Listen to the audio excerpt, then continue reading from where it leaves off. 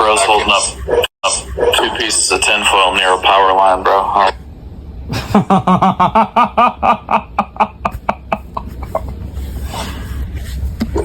He's eternally loading in, bro. There he is. God bless, Landy. What's up, bro? There we are. That God is definitely not a her, bro. Definitely not. Are you able to hear me clearly? Now we can. What's your question, bro? Yes, there's a few of them. I just wanted to first get your opinion on what you guys felt about the disconnect between the genealogy in Luke and that of Chronicles and Genesis, wherein in Luke they add a Canaan between Arphaxad and Shelah. That's actually a great question. So, just to make sure I'm steel manning your position here, and I want to make sure I've got it right, you're saying that the genealogy for Christ, right? That's what we're talking about? Yep, in Luke. One moment, because he asked a question that got rather specific, being as that the people that I mentioned were prior to Abraham being born. I said between Arphaxad and Shelah in particularly, they add a Canaan, which is not included in Genesis nor Chronicles. Now, when it comes to the subject matter of whom in the 1st century CE was he of the line of Adam, of the line of Noah, of the line of Shem, of the line of Abraham, Isaac, Jacob, Judah, David, and Solomon, again the 1st century CE, renowned, widely known as Jesus Christ. Of course, if there is a mistake, an error within the genealogy, if it is incorrect, let alone if purposely so, then it is not a part of the genealogy of the legitimate line of Christ.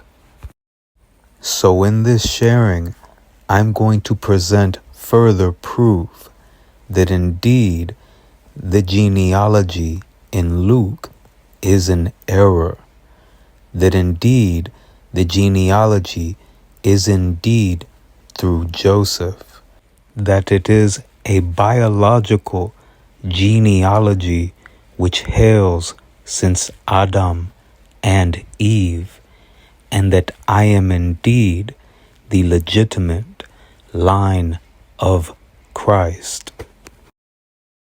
Now, as you are seeing here, for many years the discrepancies in the genealogy of Luke has been known, and attempts to reconcile it have been done by those such as Eusebius, known as the father of church history. For some time now, there has been contention as to whether the genealogy in Luke is through Joseph or through Mary. Now, even within the so-called Book of Luke itself, in chapter 1, verse 27, it reads of a virgin pledged to be married to a man named Joseph, a descendant of David. Then it goes on to name the virgin Mary, without any mention of the genealogy from which the angel hails from. This, of course, has not gone unnoticed by scholars in this field of study that have expressed this fact and the manners in which they have.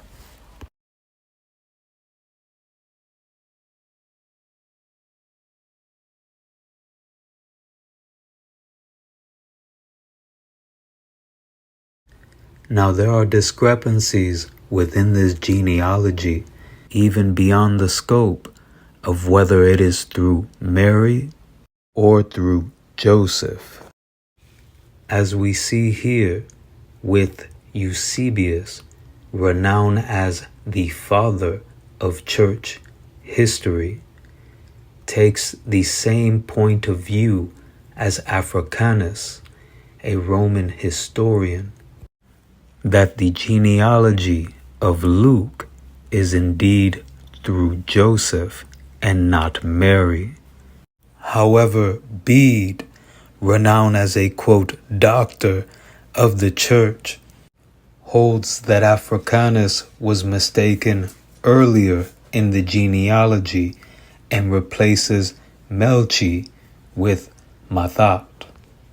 So very clearly, there has always been a number of issues within the genealogy of Luke, such as whether Joseph is the son of Jacob or Joseph is the son of Heli or Levi. There is still a lack of historical evidence when it comes to the genealogy in Luke.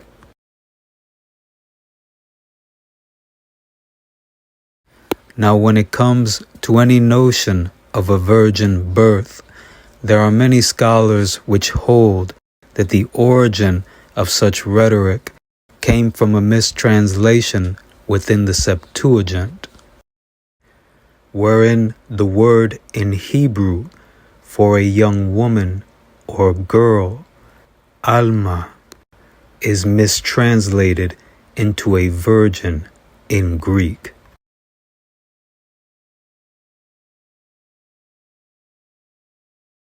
In fact, there have been revisions to the Septuagint by those such as Aquila, Symmachus, and Theodotion.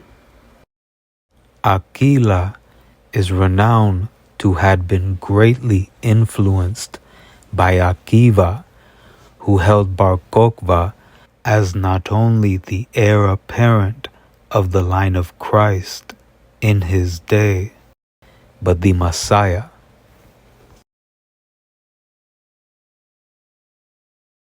Revisions of the Septuagint were also done by Theodotion, whom, like Aquila, his work was so prominent that it had to be considered in Origen's Hexapla, comparisons of the translations of the Septuagint.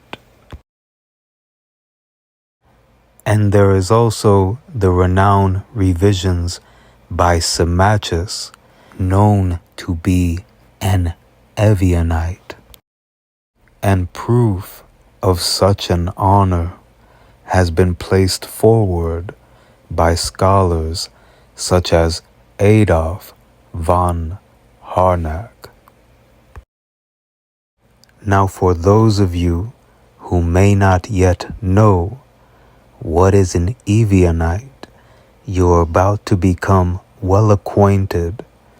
But to first recapitulate, many scholars hold that the root of the rhetoric, which is the virgin birth, originated from a mistranslation in the Septuagint.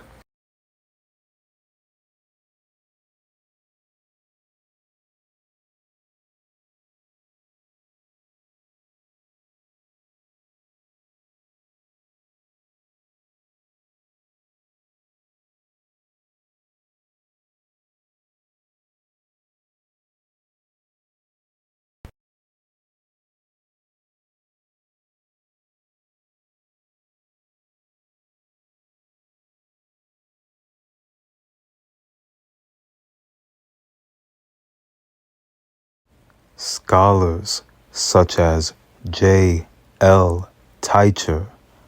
hold that the Ebionites were a part of the elite of Judea, which preserved and protected the Dead Sea Scrolls,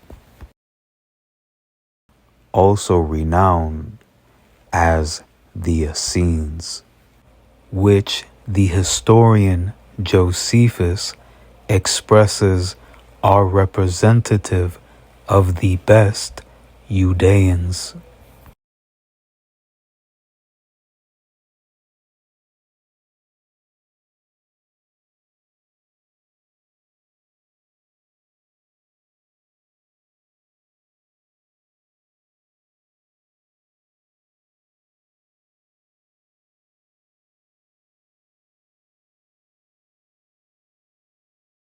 Now there have been assertions that there is no evidence of the Ebionites within the 1st century CE. However, in further support of scholars such as J.L. Robert Eisenman, and Michael Weiss attest to the self-designation of the Evionites within the Dead Sea Scrolls.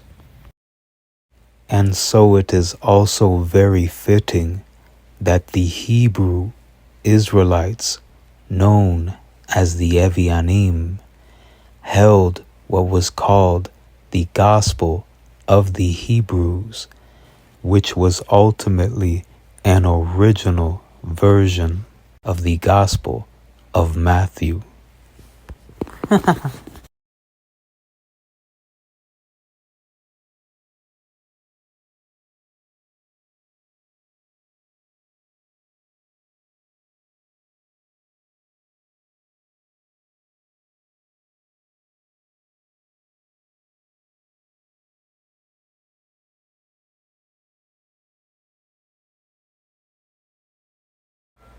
The significance is further solidified within the parallels between the Gospel of Matthew and the writings of the Ebionites within the Dead Sea Scrolls. And the scrolls themselves have been ranged to date from the 5th century BCE by scholars such as Michael Langlois. And now it is all the more clear that the Dead Sea Scrolls, ranging in dates from the 5th century BCE to the 2nd century CE, and the connection to the Ebionites and the Dead Sea Scrolls is indeed evidence of our existence in the 1st century CE.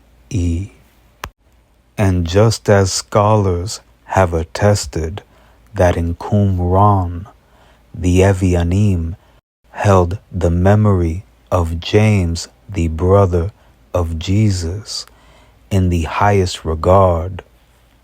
In fact, even the scholar who stated there was no evidence of the Ebionites in the 1st century CE states that the community at Jerusalem, headed by Saint James, is not unlikely remnants of this group after the destruction of Jerusalem, which developed into the Ebionites.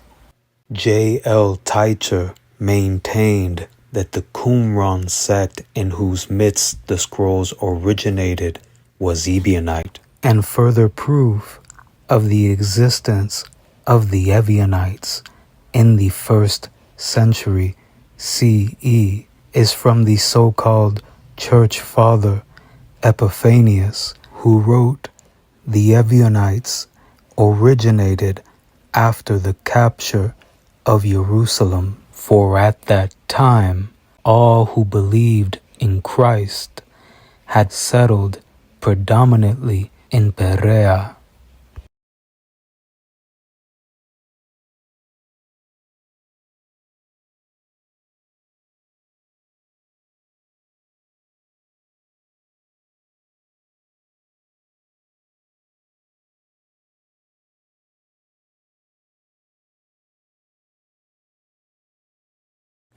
And now on to further prove that the covenant of God, Yud-He, Vav-He, was upheld and continued on through the Ebionites, the Essenes, the Hebrew Israelites in Qumran, known as the Yahad. As when we look back upon history, this revelation comes in the form of history repeating itself in the ways in which it does, just as in Ecclesiastes chapter 1, verse 9, and chapter 3, verse 15. Now, just as we went over the evidence and the scholarly observations of the remnants of the community headed by Saint James, the brother of Jesus, the anointed of the line of David at the time of the 1st century CE, the remnants of that group developing into the Ebionites, also known as the Essenes, the Hebrew Israelites in Qumran, known as the Yahad, were living out a prophecy which was foretold from Abraham to Isaac, recorded in the book of Jubilees, a part of the Dead Sea Scrolls, which authority we will further authenticate later in this sharing. Now, as we just went over remnants of the community headed by Saint James, the brother of Jesus, developed into the Ebionites, the Essenes in Qumran, the main site of the Dead Sea Scrolls.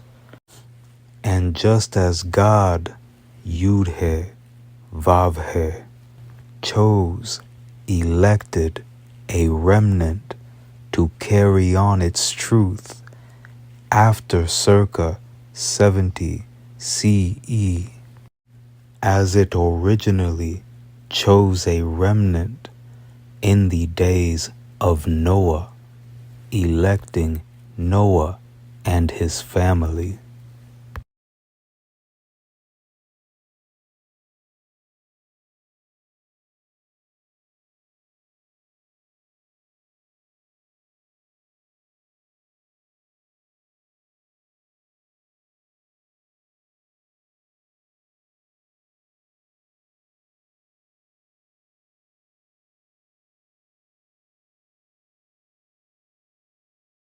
Born 10 generations later, Abraham, in speaking to his son Isaac prior to his passing, tells him to keep the observance of God the Most High and do its will, and you will be successful in everything. It will bless you in all your works and will raise from you a plant of truth in the earth for all the generations of the earth. And then goes on to state that God will bless his offspring and the remnant of his offspring for all the eternal generations, with all blessings of truth, so that you become a blessing in all the earth. And the elected remnant throughout the generations were written of in the books of the prophets.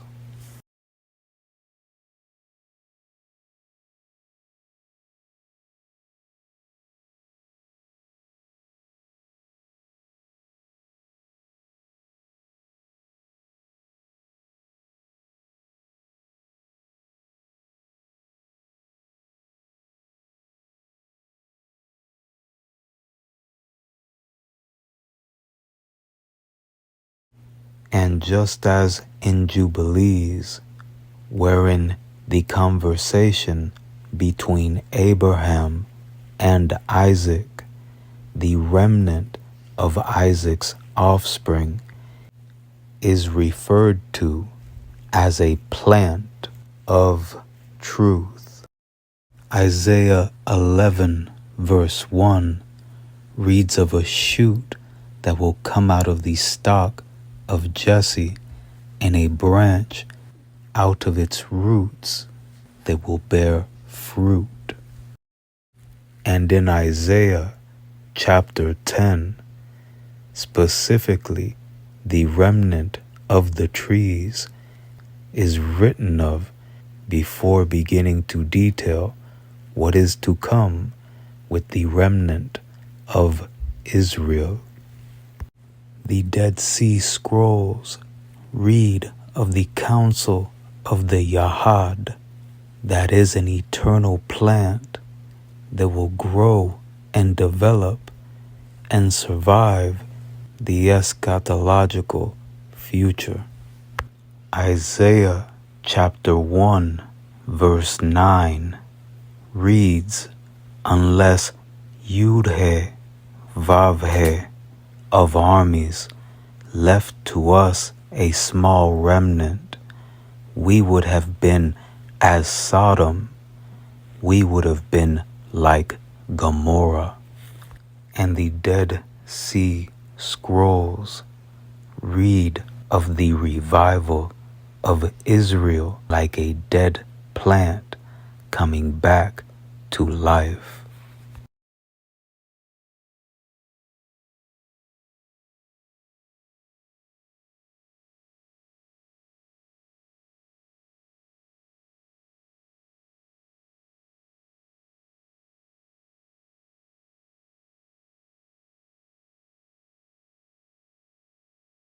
And once more, Isaiah chapter 11 reads that a shoot will come out of the stock of Jesse, and a branch out of his roots will bear fruit.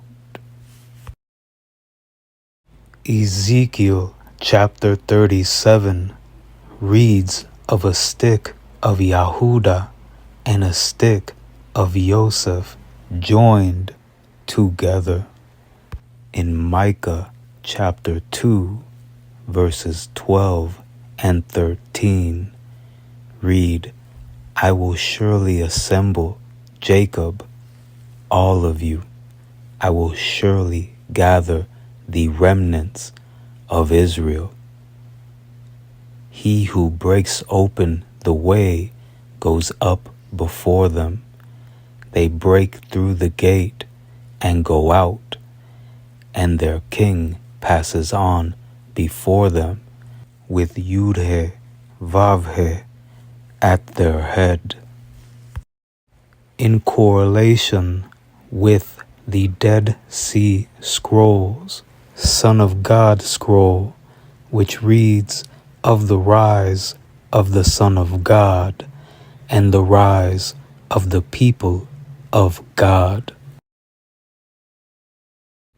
And just as the scrolls reflect that since the creation of human beings, of Adam and Eve, within the depths of the calculations of our years, of what pertains to Jubilees, at the close of the 3rd week, there was a man elected to be a plant of righteousness, and at the close of the 7th week, a generation will arise, and the elect will be witnesses to the eternal plant of righteousness, and root out violence and lying.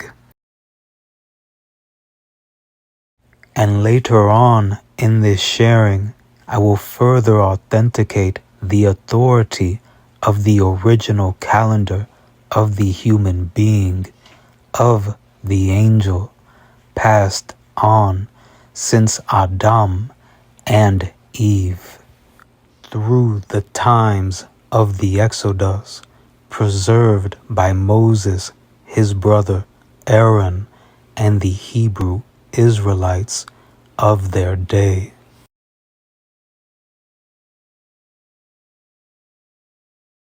Preserved through the reigns of King David and King Solomon. Preserved through exile, such as in the time of Daniel. And just as the like royal warrior angels before them preserved in Qumran, the main site of the Dead Sea Scrolls. And as before mentioned, that this signature is revealed through the cyclic nature of this full circle upon reflection, upon this Eden to Eden, as just as the Hebrew Israelites in Qumran were as the revival of a dead plant. And in times before then, a man was chosen as the plant of righteous judgment. There are those whom contemplate if this was Abraham, Isaac, or Jacob. Abraham, because of his birth, fitting within the scope of 490 years, which is a cycle of 10 jubilees. Isaac, because of the fact that Abraham let him know that it was through him that the truth of God would be carried on through. And Jacob, because with that being clear, Abraham also told Isaac that from him will come a plant of truth, and the book of Jubilees specifically reads of God choosing Jacob, Yaakov, Israel, Yisrael. And though upon further review it is shown that this goes for every one of the patriarchs and matriarchs in their own way, in all cases the divine order and orchestration of Yud-He, Wav-He is clearly displayed. Just as there are 22 letters in the Hebrew Aleph, Vet, there are 22 acts within the 7 days of creation, and uniformly there are 22 generations from Adam to Jacob, Yisrael.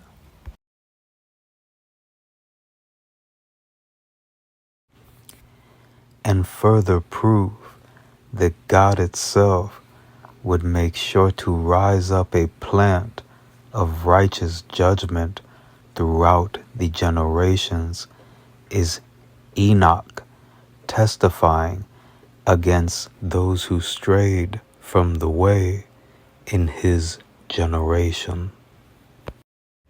And to bring further clarity as to whom were the Nephilim, the Watchers, it will be demonstrated later on in this sharing that we, in fact, the human race, are indeed God's angels.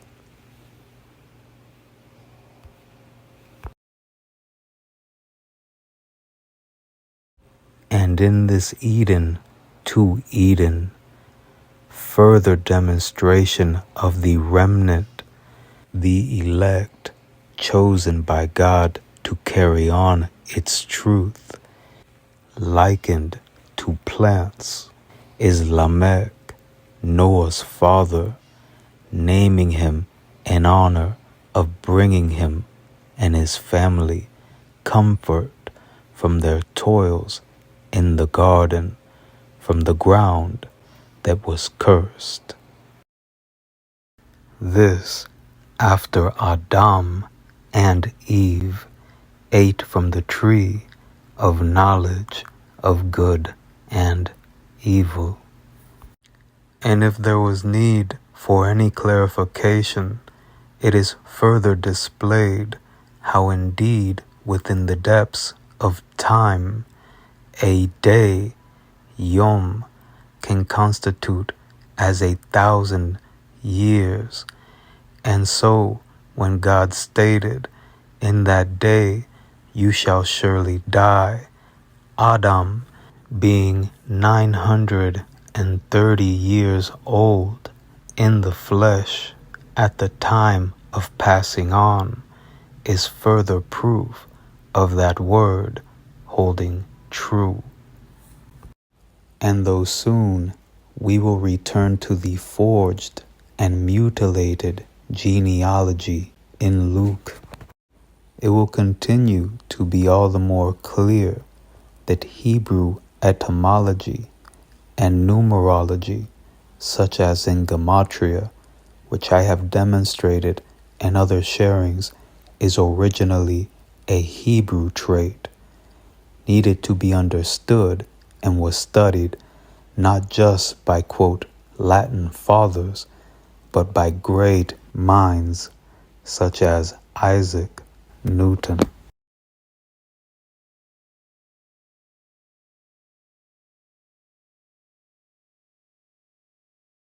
These intricate nuances of the highest levels and the deepest depths have been utilized to preserve our history since the Garden of Eden.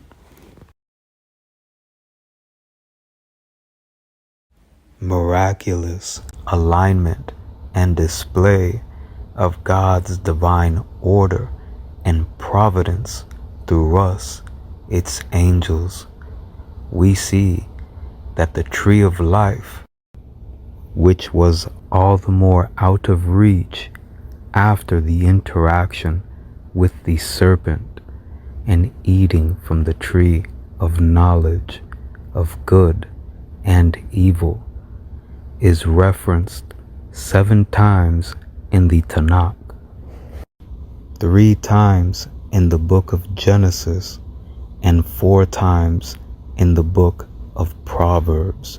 Order of 3 and 4 is also the structure of the 4-letter Hebrew name of God, Yahweh. 3 letters, 4 places, Yud-He, Vav-He, further signature of God itself. And with the Hebrew alphabet intertwining, infusing letter and numbers, the way that the tree of life and the verse therein is spelled out initially, that mathematical equivalent, that gematria, is equal to the gematria of every way it is spelled out throughout those 7 times. There's a very beautiful phenomenon that I don't believe that we ever spoke about in relation to the 7 species, that the phrase tree of life appears 7 times in the Tanakh, in the Bible. So that's a very clear allusion that the tree of life has 7 aspects or 7 manifestations, which are the origin of the seven fruits of Eretz Yisrael. In the beginning of creation, so there were 2 trees in the Garden of Eden, the tree of life and the tree of knowledge. And it says, "Ve'etz ha'chaim b'toch hagan ve'etz hadat tov u'ra." So that the tree of life was situated in the very middle point of the garden, and as well was the tree of knowledge of good and evil. But once more the verse reads, Ve'etz ha'chaim betoch hagan. It's the tochiyut, the inner essence of the garden was the tree of life. So we'll conclude this simply with a very amazing gematria, that the initial phrase, which is before the sin, because we want to get to the tree of life. That whole phrase, if you calculate its gematria, the number is 1663. That number 1663, afterwards, if I add together all of the 7 times that the phrase appears throughout the Tanakh, exactly the way it's written in the Tanakh and the Bible. Once the first one is Ve'etz ha'chaim, the second one is Me'etz ha'chaim, the third is Etz ha'chaim, and then in Mishlei there's Etz Chaim, Ve'etz Chaim, Etz Chaim. Exactly the way it's written, all of those 7 times equals exactly 1663. The symphony of the sun, moon, and stars show the supremacy in the orchestration of the order of Yud-He, Wav-He throughout the universe, and is overlaid exactly by the calendar which has been preserved and protected since Adam and Eve.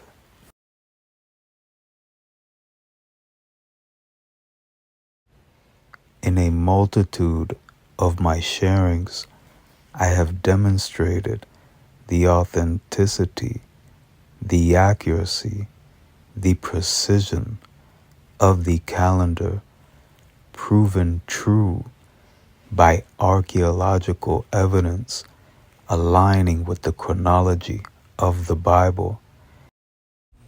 For those of you whom are enjoying this actual coming of the Mashiach, of the Christ, I invite you to watch the continuing parts of this sharing and not only further arm yourself, but enrich yourself in the vindication that the faith that you have held is being proven correct by this further revelation of God itself, Yud-He, Wav-He.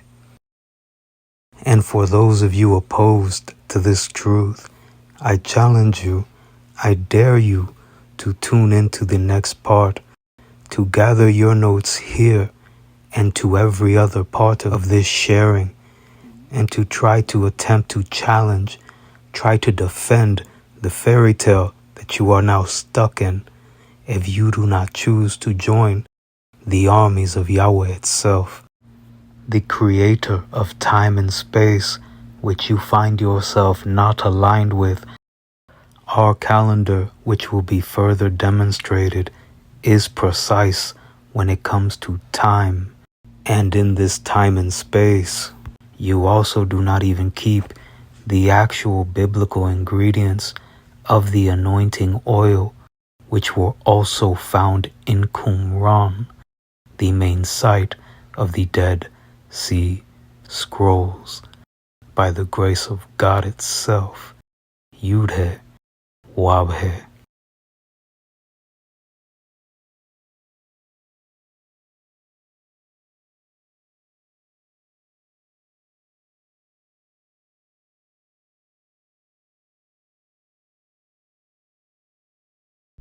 And in further demonstrating that our calendar is the original of the human being, of the angel, the calendar which is the root that all other calendars stemmed from.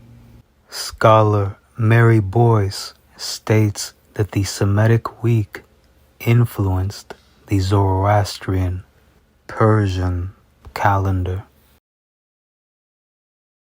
And even those who wish to assert that our calendar came from outside sources, such as Babylonian, have to concede there is no evidence of direct access by the Hebrews to Babylonian centers of, quote, higher learning. And if they appeal to an assertion of Greco influence during late antiquity, scholars such as James C. Vanderkam, Felipe Guillalme, and Ronald H. Feldman all attest to the calendar being at least as old as the early centuries of the Second Temple period.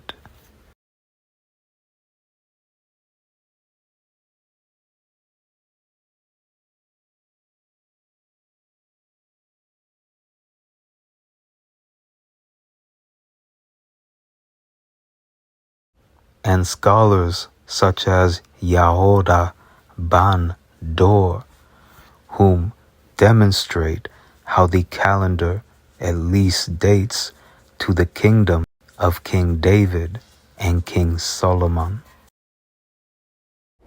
And along with the great angels, whom further prove the authenticity of our calendar, the original of the human being, the original of the angel. Out in the Dead Sea Scrolls, waiting for the army of holy angels, the heavenly host. And we don't understand that for them, the heavenly host are the warrior angels. That the heavenly host is a force like 100 atomic bombs. The great scholar Ani Yabert not only agrees that the calendar was in use from at least the Second Temple period, but that the calendar is internally consistent with the first 6 books of the Bible, that is, Genesis to Yahshua.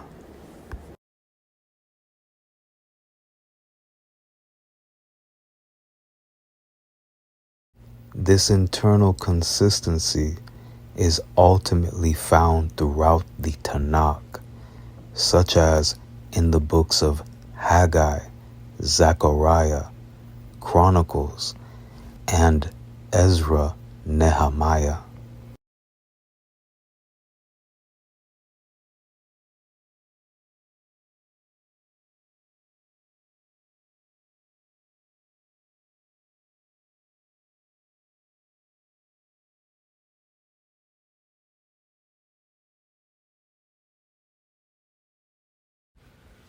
This internal consistency within the book of Ezekiel has also been observed by Paolo Sacchi. Ani's findings have been defended by James Vanderkam and Helen Jacobus, as well as further supported by Sarah Najam, Felipe Guillalme, Ronald H. Feldman, as well as B.K. Gardner. And now, though we will get all the more in depth in a future sharing, now we'll go over some key points of Ani's work on our original calendar. Ani makes apparent an acrostic encoding discovered by W. H. Brownlee within the Manual of Discipline, which equates to 91 via its numeric value, as in the 91 days within each season, 4 in total of the year. Next, she brings to the forefront a point which highlights the supreme masterful orchestration of the symphony throughout creation, conducted by Yud-He, Wav-He, God itself, wherein the Feast of Tabernacles concludes with an 8th day. The feast itself concludes on the 22nd of the 7th month, reflective of God creating the universe using 22 letters throughout the 7 days of creation, and there being 22 acts of creation throughout the 7 days, and 22 generations from Adam to Jacob, Israel, Yisrael, and solidifying all the more the revelation of the orchestrated supremacy throughout the symphony of the 7 days of creation is in the first verse of Genesis, which is made up of 7 words in Hebrew with a total of 28 letters, reflective of the musical scale, being 7 scales made up of 28 notes. The orchestration of this order, we see here that there are 7 scales with all the notes contained therein come out to 28. This overlays the first verse of Genesis, which is 7 words with all the letters contained therein, equaling 28. The internal consistency is so overwhelmingly great between the copies of the original records of the human being, of the angel, that there are those that state that the calendar itself was based off of the Old Testament, trying to assert that the Bible was not originally chronicled by those originally keeping the 364-day calendar, but that it was a later development that was then superimposed on the biblical events. However, biblical chronology, aligning with archaeological evidence, quickly refutes such a laughable claim, let alone the harmonization of internal details throughout the Bible and the calendar, such as within Leviticus chapter 23, verse 16, the clear alignment between the instructions within Leviticus chapter 23, verse 16, and the calendar highlight all the more that this was a Levitical tradition which was passed on to the sons of Aaron from the likes of those such as Aaron and Moses.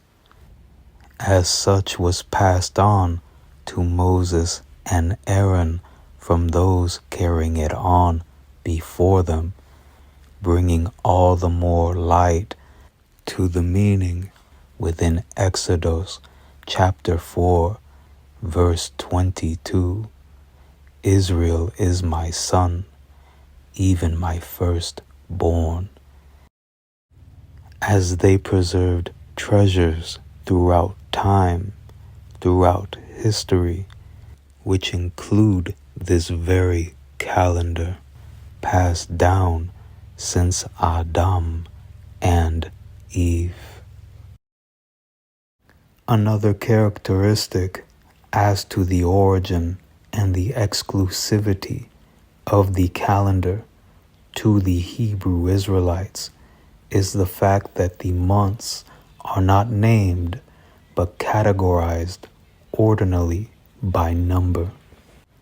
This is made evident not just in the Book of Jubilees, which we will further authenticate its authority later on in this sharing, but also the Book of Enoch, which is proven not just to have been quoted in the Book of Jude as prophecy foretold, but also accepted by multiple, quote, church fathers.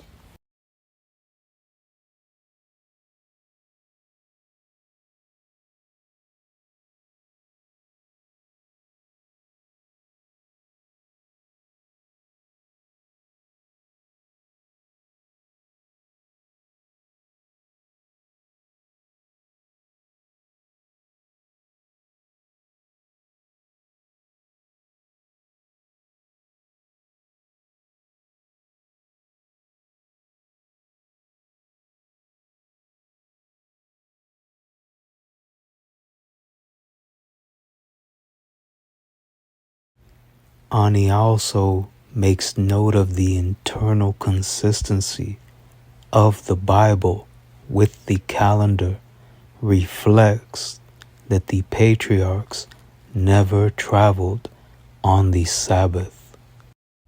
Further proof of the Sabbath being kept since Adam and Eve, passed on through the royal lineage onto those who would become known as the Hebrew Israelites.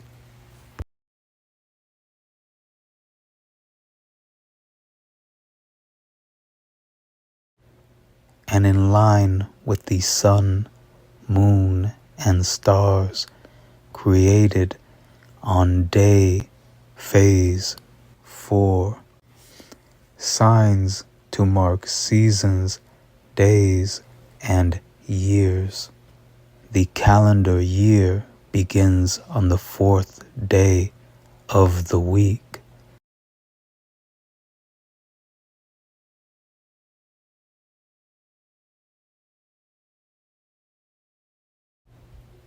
In a composure of poetic positioning, just as the sun, moon, and stars were created on day 4, just as the calendar year begins on the 4th day of the week, the commandment to keep the Sabbath, to observe it and keep it holy, is listed as the 4th.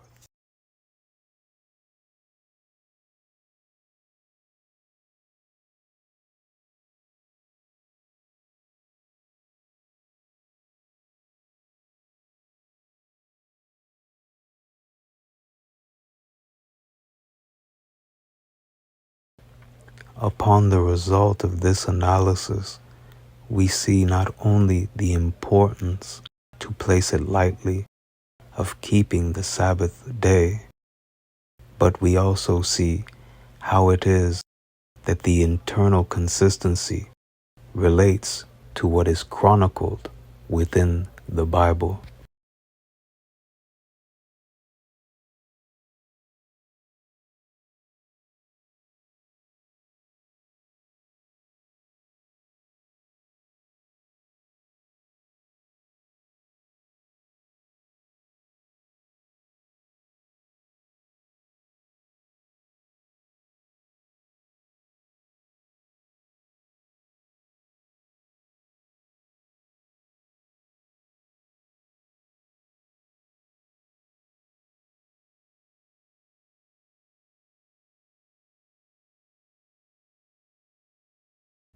And though the great flood will be a subject in itself focused on in a future sharing, the analysis done by Annie shows that the records of the great flood overlay with the calendar, further proving that indeed the origin of this calendar is since Adam and Eve, and further vindicating those who have stated it was preserved and passed down by those such as Noah and his sons, such as Isaac Newton.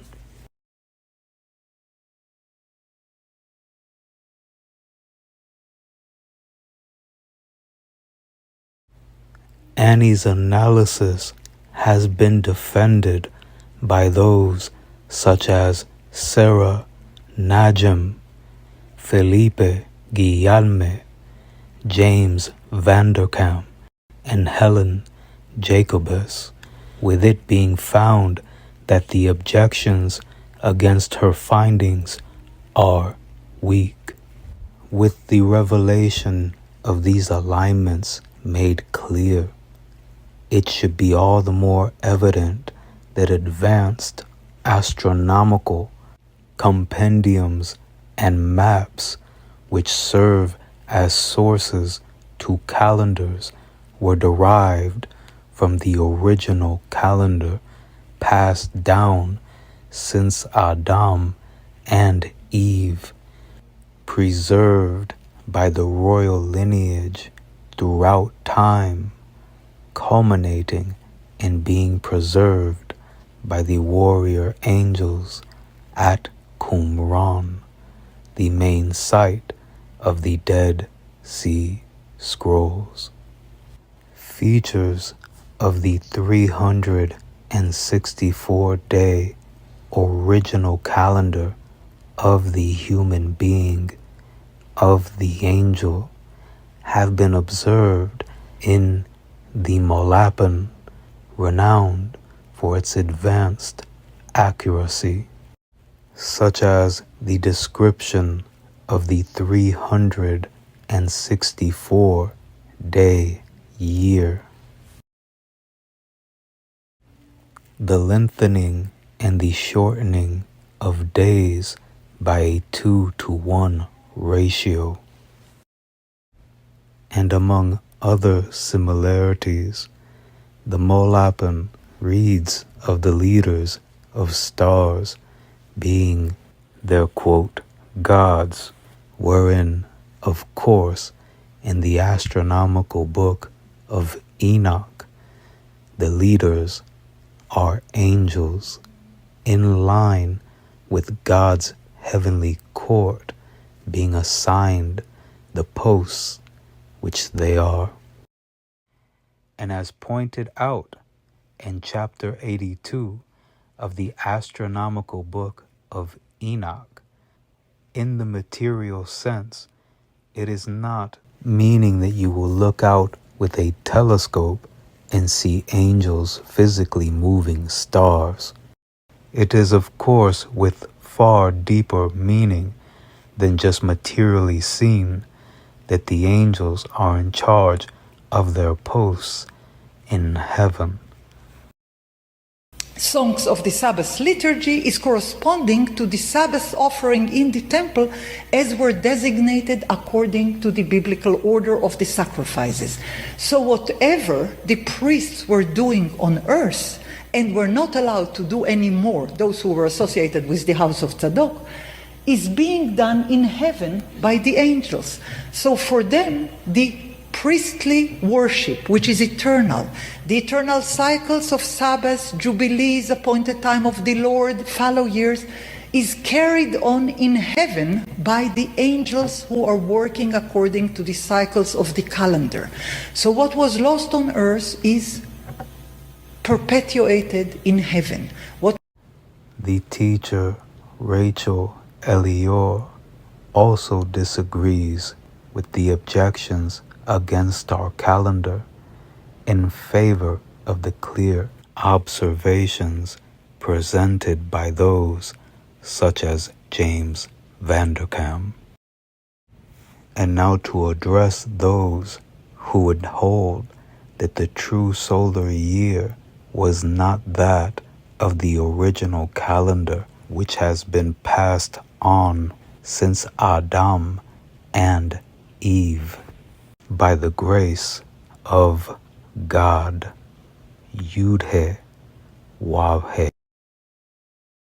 And here you are about to see shown all the more that the Molapan star catalog, star map, which is renowned for its accuracy, was actually derived from the astronomical teachings of Enoch, as you are about to see how the calendar itself has been embedded in what is renowned as the Castle Pyramid, as well as the Calendar Pyramid, further proving Genesis 11 verse 1. It is true that the cosmic order of the very stars by their organization is in sync exactly with our original calendar. And proof of exactly that is the Castle Pyramid, a calendar represented in stone, both with its architectural layout of having a body of water underneath, such as renowned to be the case with the pyramids around the world, and also representing the calendar of the angels with its features. It proves all the more Genesis chapter 11 verse 1 that all the world was of one language. And reinforcement of that is that it is held that the 7 lighted triangles and the 6 dark triangles, which takes place at both the spring and the autumn, the fall equinox, represent the 7 days of creation, of course, exactly just as the account of Genesis. This masterful genius, displayed, channeled through architecture by the grace of God, shows that this calendar has been and is indeed perfect, let alone without calendar drift, as precisely 182 days pass between the 2 equinoxes, 182 days of course being half of the 364-day year.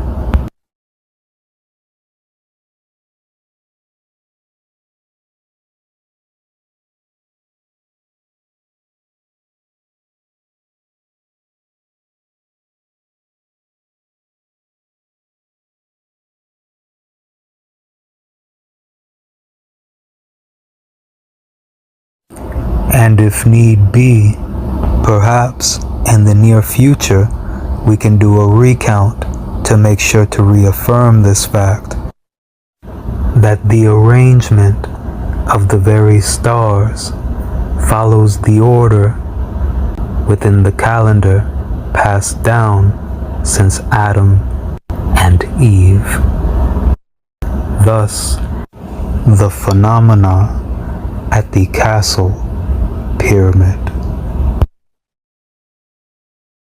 And just as there are 4 dimensions of time and space, and also the number 7, as in Genesis, stands for a cycle in time, we see that the 364-day calendar is divisible by both 4 and 7.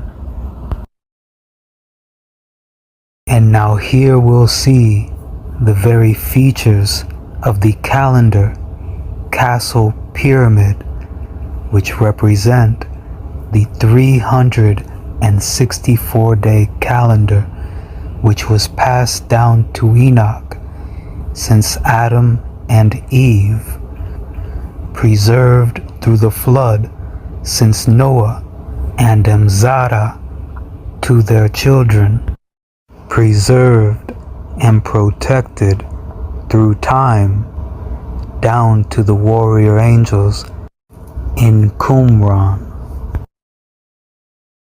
Now to the features of that very calendar etched into an edifice, into this work of art, which proves Genesis 11 verse 1, that all the world was of one language. In the Dead Sea Scrolls, we have numerous documents who are talking about solar calendar, of pre-calculated calendar emerging, commencing in the spring. While the Jewish calendar, known to all of you who are following the Jewish calendar, is starting in the autumn. The current Jewish calendar is starting in the autumn, in the month of Tishrei, while the biblical calendar states explicitly that the calendar starts in the spring. In the book of Exodus 12, we are told that the calendar is commencing in the month of the spring, the first month of the year, where the year is starting as a divine declaration of the beginning of freedom, of the epoch of freedom. It is given up in the time where the story of the departure from Egypt, the exodus from Egypt, then there is a calendar introduced, and it is said, this month, the month of the spring, is the head of the year, or the first of the month. You would always start to count from the first month. Is the presence of a solar calendar, a calendar which the writers ascribe to a mythical ancient past. The people who had authored the book of First Enoch, it's called the Ethiopian Enoch because it was first known to us in the language of Giz, which is an Ethiopian language, Semitic Ethiopian language. In the book of Enoch, chapter 72-82 is telling us in great detail on the calendar of 364 days. In the book of Psalms that had been found in Qumran, entirely different genre, you know, Psalms.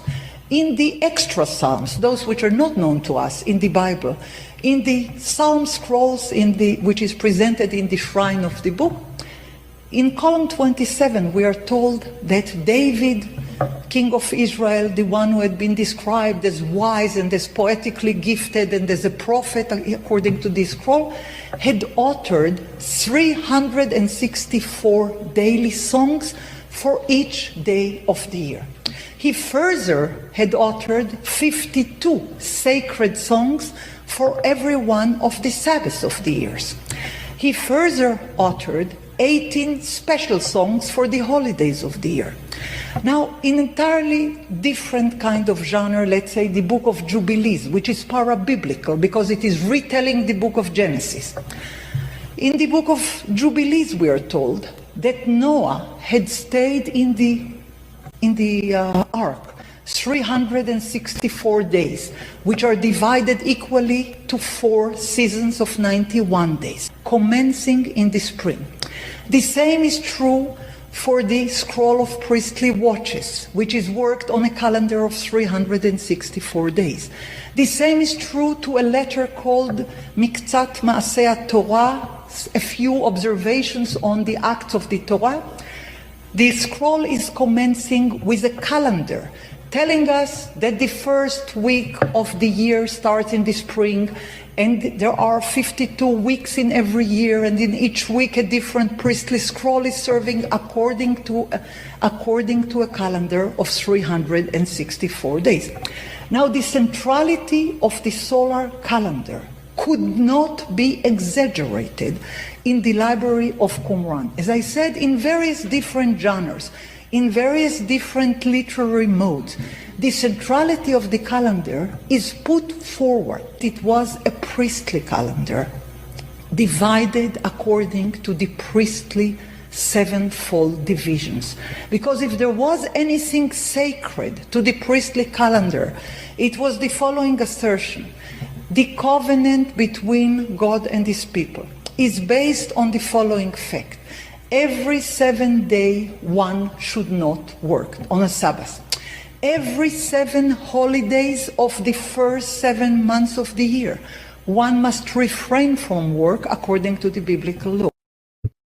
The knowledge passed down through Enoch is the architectural trait of the alignment with the stars, as well as the bodies of water found underneath the pyramids. This trait overlays with the body of water described to be flowing from underneath the temple outlined within Ezekiel and seen in temples, castles, pyramids throughout the world.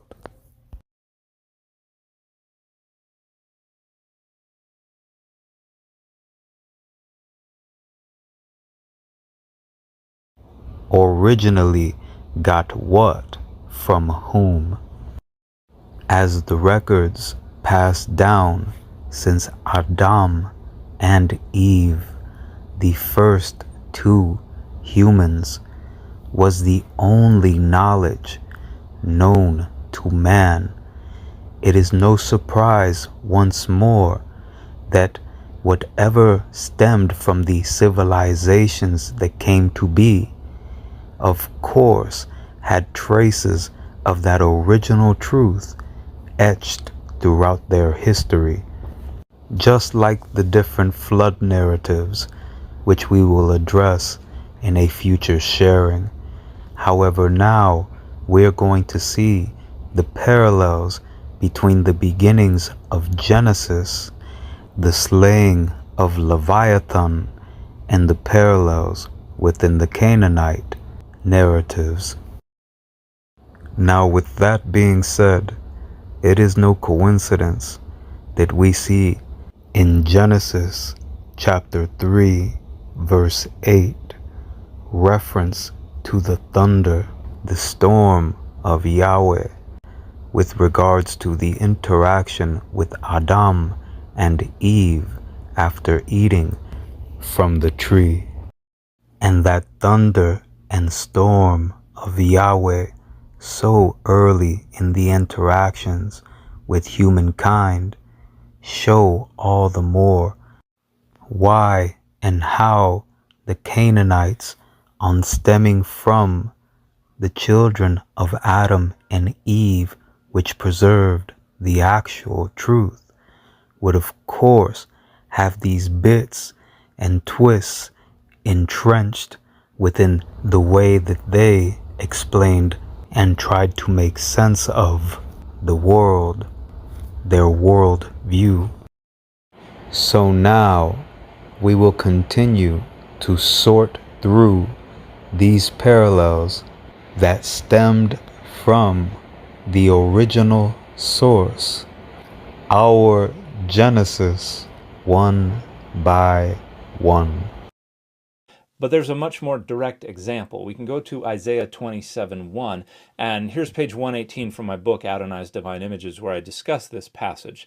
Third line down on the right, Isaiah 27:1 begins, "In that day Adonai will visit punishment with his hard and great and strong sword upon Leviathan, the wriggling serpent. Adonai will visit punishment with his hard and great and strong sword."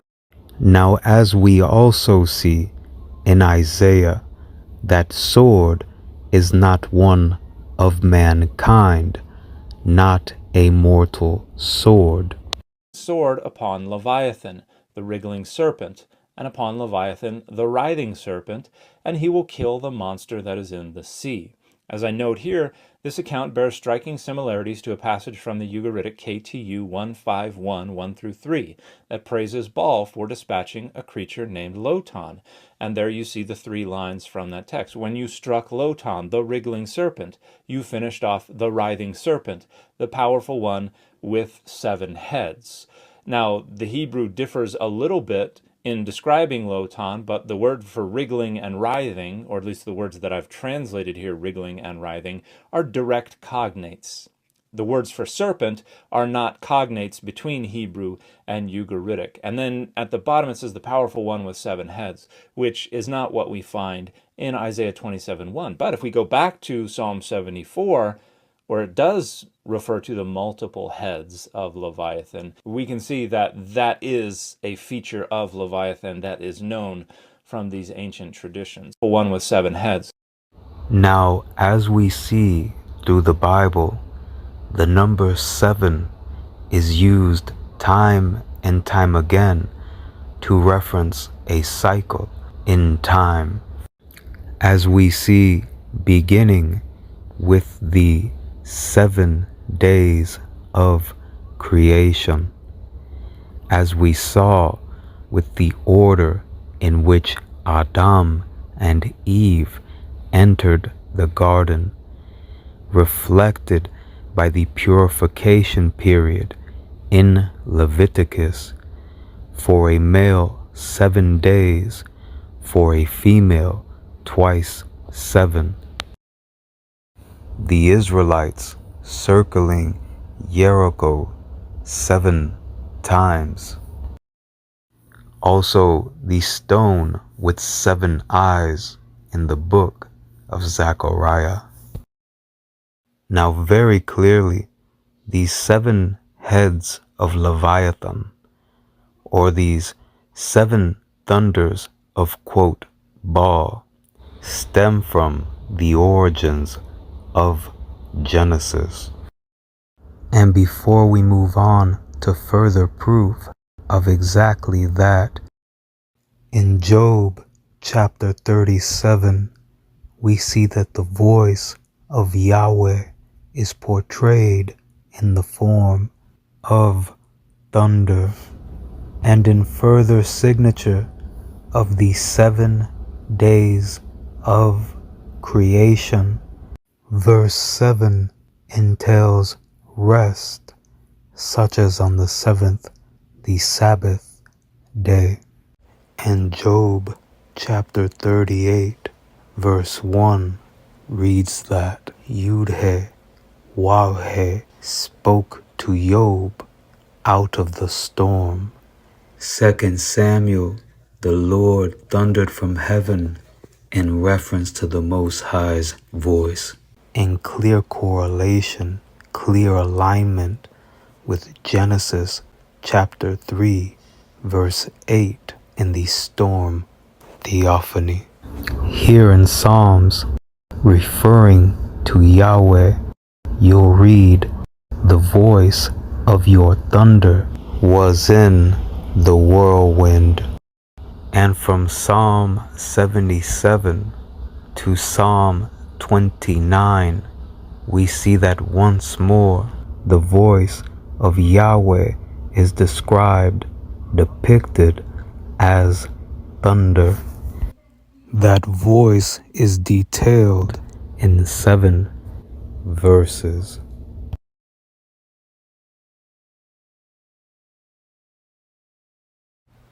And as the voice of Yud-He, Waw-He, God itself, commands and decrees throughout the 7 days of creation, we see how perfectly the poetry was portrayed as the 7 days, 7 epochs, 7 phases, 7 ages were recorded as profoundly literal. And why scrolls based on brontology, the study of thunder, were preserved amongst the Dead Sea Scrolls. And on that program that I went on with him, after I pushed him, he said that the primordial soup model, which is a model where you have small molecules in some pool or pond, there's some lightning strikes, and that results in the formation of the molecules needed for cells, and those assemble into a cell, and you have life. And that is the beginning of life. The tree of life, which was all the more out of reach after the interaction with the serpent, and eating from the tree of knowledge of good and evil is referenced 7 times in the Tanakh, 3 times in the book of Genesis, and 4 times in the book of Proverbs. Order of 3 and 4 is also the structure of the 4-letter Hebrew name of God, Yahweh. 3 letters, 4 places, Yud-He, Vav-He, further signature of God itself. And with the Hebrew alphabet intertwining, infusing letter and numbers, the way that the tree of life and the verse therein is spelled out initially, that mathematical equivalent, that gematria, is equal to the gematria of every way it is spelled out throughout those 7 times. Because that number 1663, afterwards, if I add together all of the 7 times that the phrase appears throughout the Tanakh, exactly the way it's written in the Tanakh and the Bible. Once the first one is Be'etz HaChaim, the second one is Me'etz HaChaim, the third is Etz HaChaim, and then in Mishlei there's Etz Chaim, Ve'etz Chaim, Etz Chaim. Exactly the way it's written, all of those 7 times equals exactly 1663. And another alignment of creation's structure of 7 originated in Genesis, which serves as further proof of the perfect order in the orchestration bestowed by God itself, are the very features of the calendar kept by Adam and Eve, being expressed in one of the very pyramids, which further proves Genesis 11 verse 1 that all the world was of one language, and creation accounts such as the Enuma Elish, a creation account written on 7 tablets, got its mathematical structure from the origins of Genesis, such as the creation of humans on the 6th tablet correlating with the creation of Adam on the 6th day, the 6th phase.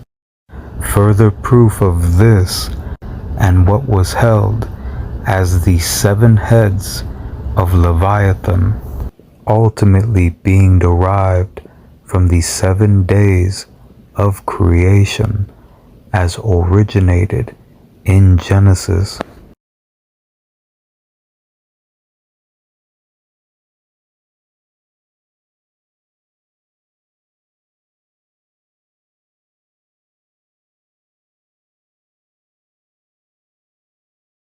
Is the calendar passed down since Adam and Eve, outlined in the book of Enoch, Jubilees, further detailed in Exodus chapter 12 verse 2,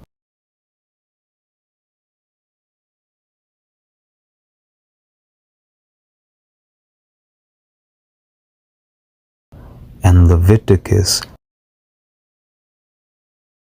being expressed through the features of the castle calendar pyramid, a temple built so precisely, so perfectly aligned with the very cosmos, with the very order of the universe, that twice a year upon the equinox, there is a phenomena of 7 light triangles shining upon the pyramid down to the head of the serpent. And this phenomena taking place upon the castle pyramid, expressing features of the very calendar passed down since Adam and Eve, as we saw earlier in this sharing, is held by Mayan elders to represent the 7 days of creation. This castle, this temple, this pyramid, with its features representing the 364-day calendar highlighted in the biblical books mentioned, all the more solidify that the 7-day, the 7-phase structure is original to what we know as Genesis, the account since Adam and Eve, by the grace of God. Yud-He, Waw-He.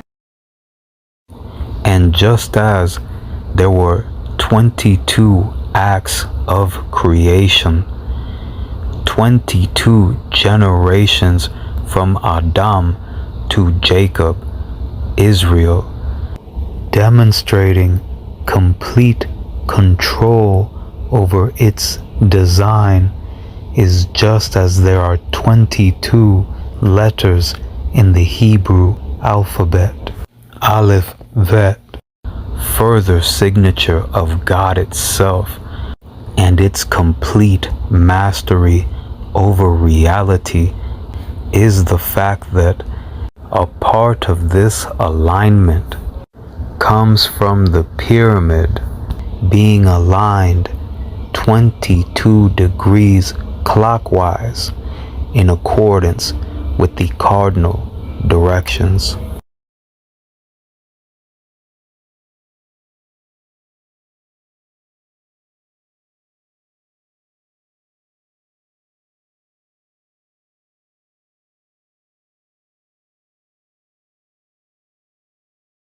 And just as mathematics can be used to describe a phenomena or a law,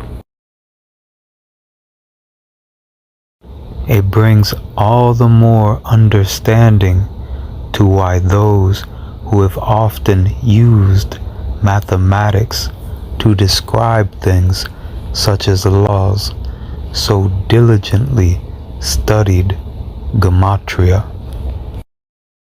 In fact, there are those atheist pushes which are falling to complete pieces, of course, that would try to reword the very first verse of Genesis. However, in the beginning, God created the heavens and the earth, is anchored by the manner in which that verse is mathematically represented. Its gematria, 2701. And now you will see how gematria itself proves the connection between our original written language and the original edifices left by the original dynasty, empire of this world, built by the children of Seth, son of Adam.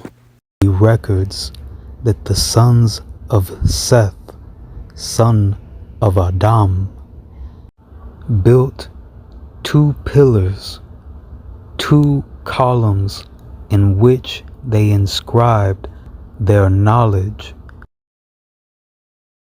one of stone and one of brick, directly aligned with the Black Pyramid and the Great Pyramids.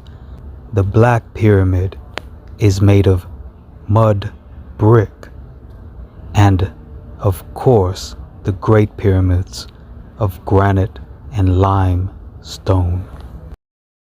Gematria itself proves the connection between our original written language and the original edifices left by the original dynasty, empire of this world. As we look at Isaiah chapter 19, verses 19 and 20, we get an in-depth look at an intimate knowledge of the pyramids encoded into the gematria, as the total gematria of chapter 19 verses 19 and 20 is 5,449. This is the exact height of the Great Pyramid up to the capstone summit in pyramid inches.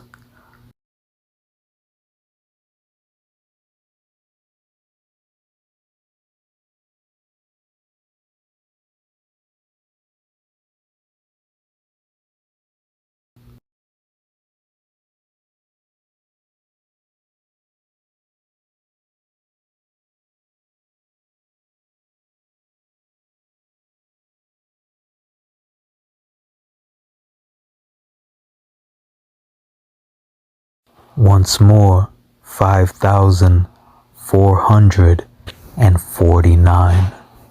Now once more, here we see a display of intricate knowledge of the pyramid, and it is more than worth noting that when the philosopher known as Thales asked the height of the Great Pyramid, no one could tell him what it was.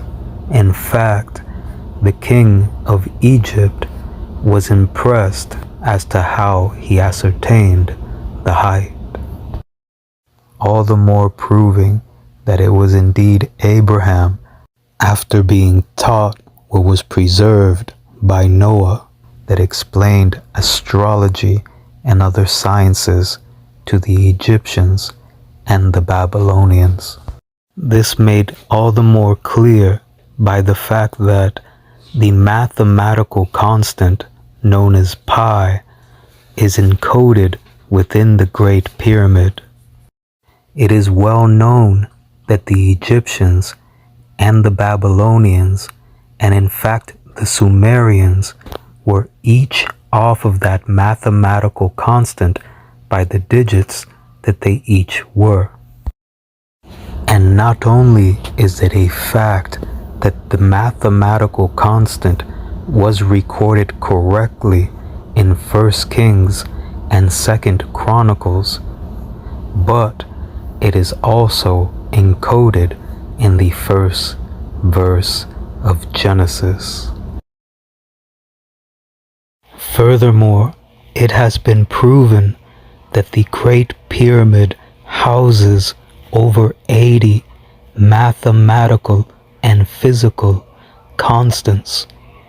This aligns with ancient holdings that pre-flood knowledge was encoded into the designs of the Great Pyramid by the sons of Seth, the son of Adam, and passed down through Enoch, and solidifying all the more that knowledge was preserved into the Great Pyramid prior to the Great Flood is the fact that scans and translations of the Dead Sea Scrolls reveal the description of Noah's Ark as a pyramid.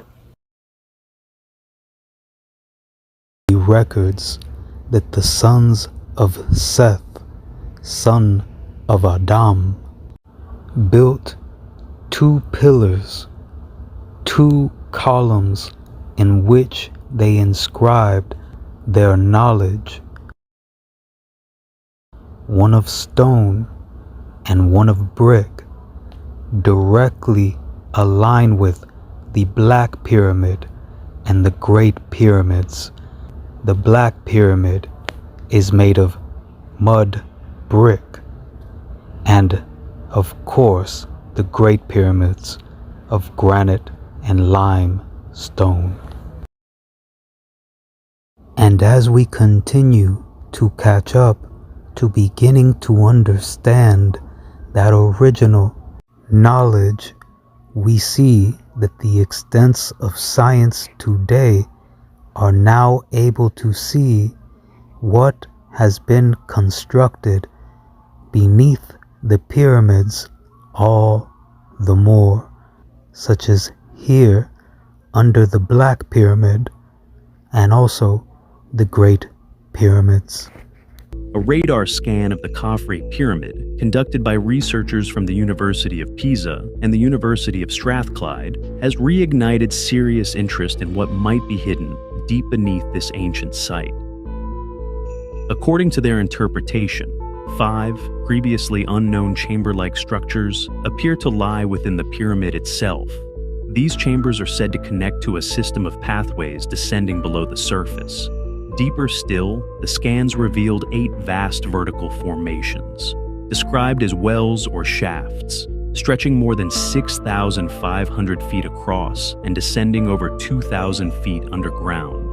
Spiral patterns within these structures have been interpreted as winding ramps or internal stairways. Below these shafts, the team identified 2 massive rectangular enclosures, each measuring approximately 260 feet across. According to their findings, each enclosure contains 4 additional shafts, extending downward from the surface of the structure, adding another layer to what they believe may be an immense subterranean complex. The radar signals were sent from 2 satellites over 400 miles above Earth and transformed into 3D models, forming what the team believes could be the outline of a vast hidden system beneath the plateau. We will get all the more in depth as to the Great Pyramid actually being Noah's Ark and how he preserved the records of our Genesis through the Great Flood. Now I know that this information is world-changing and shattering to a lot of previously held worldviews or preconceived notions. However, what else is there to believe the revelations of God would be like? As high up as this information is, it has been placed groundedly by the grace of God that displays that it has always been and always will be completely in control.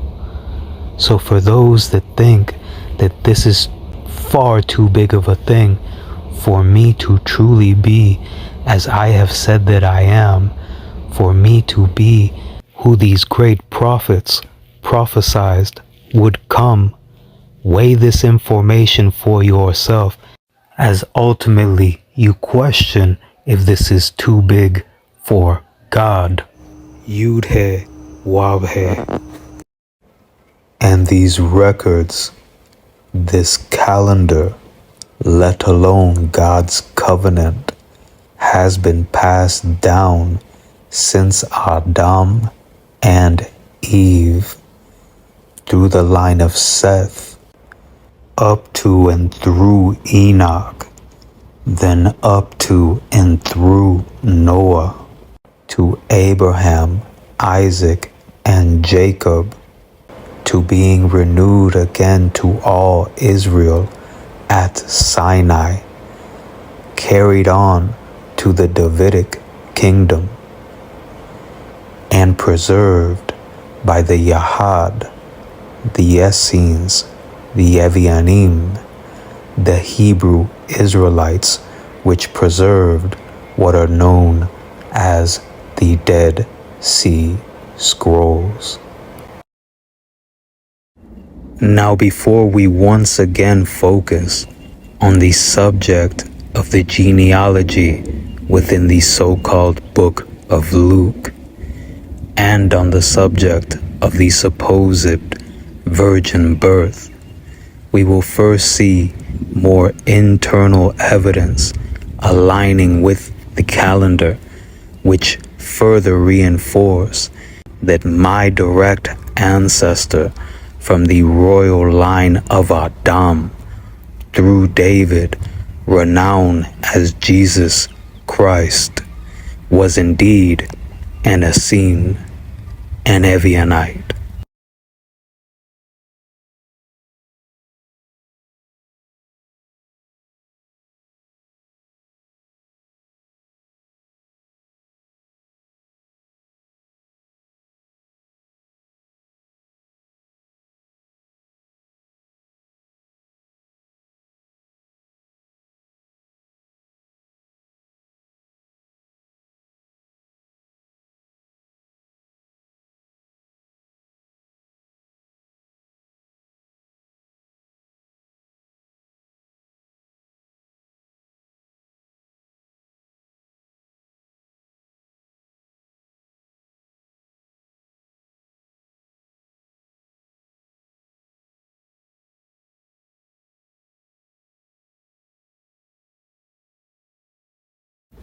Like Annie, many more have identified whom has been renowned as Jesus as being an Essene.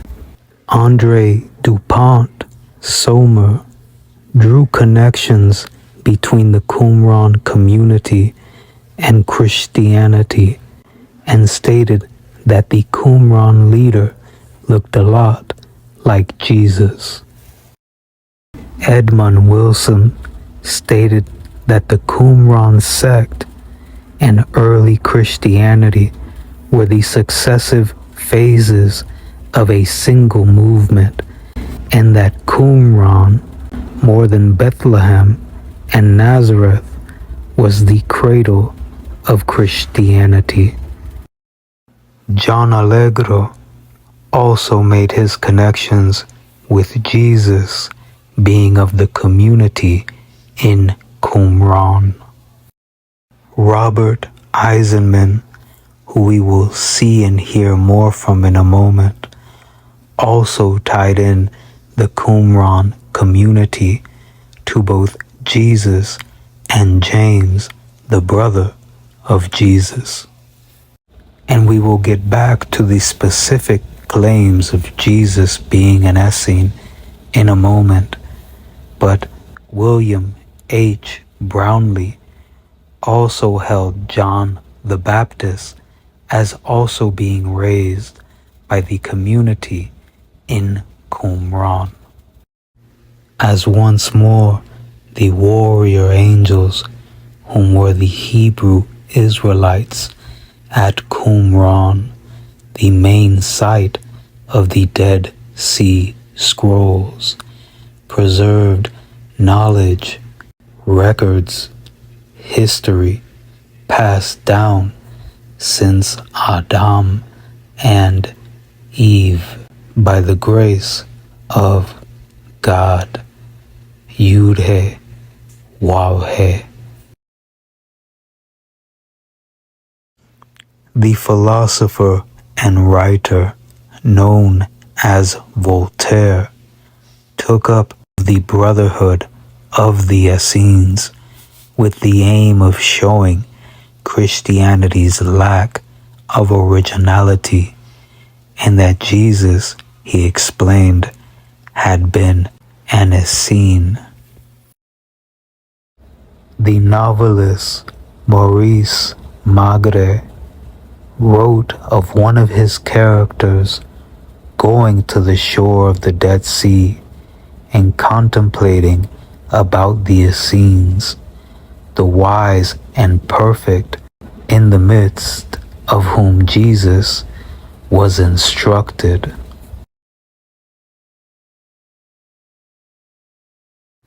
Ernest Renan wrote that pure Ebionism, the doctrine that the poor, the Evionim, alone will be saved in the time of the reign of the Evionim, is the true doctrine of Jesus.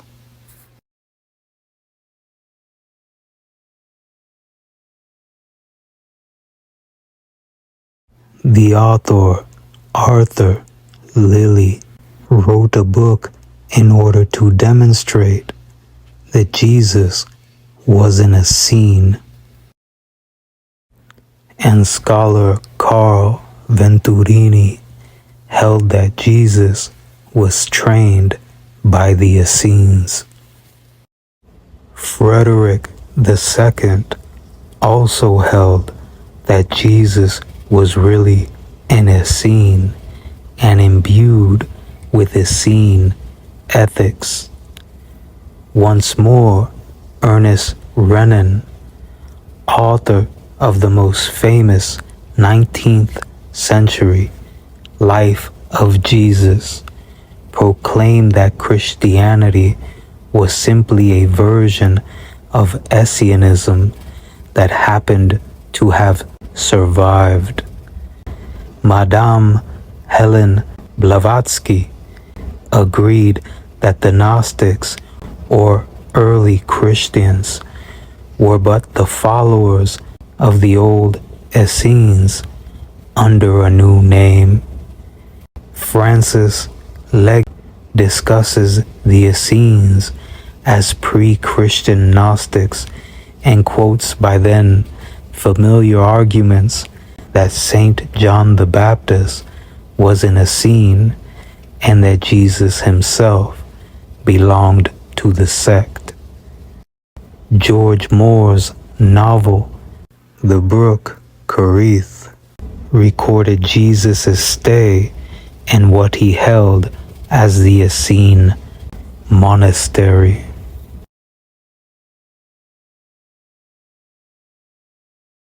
Scholar James Tabor also holds that Jesus was an Essene.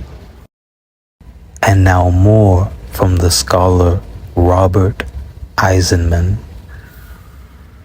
Historians have always known, but to Christians brought up in the belief that Jesus was the only child of Mary who remained virgin, it will come as a surprise that the real Jesus had several brothers and sisters, and that after Jesus' death, his followers are led by his brother James, also called the Just. Eisenman believes some of the scrolls and this early church have much in common. Both call themselves the humble, meek, or poor, Ebionim.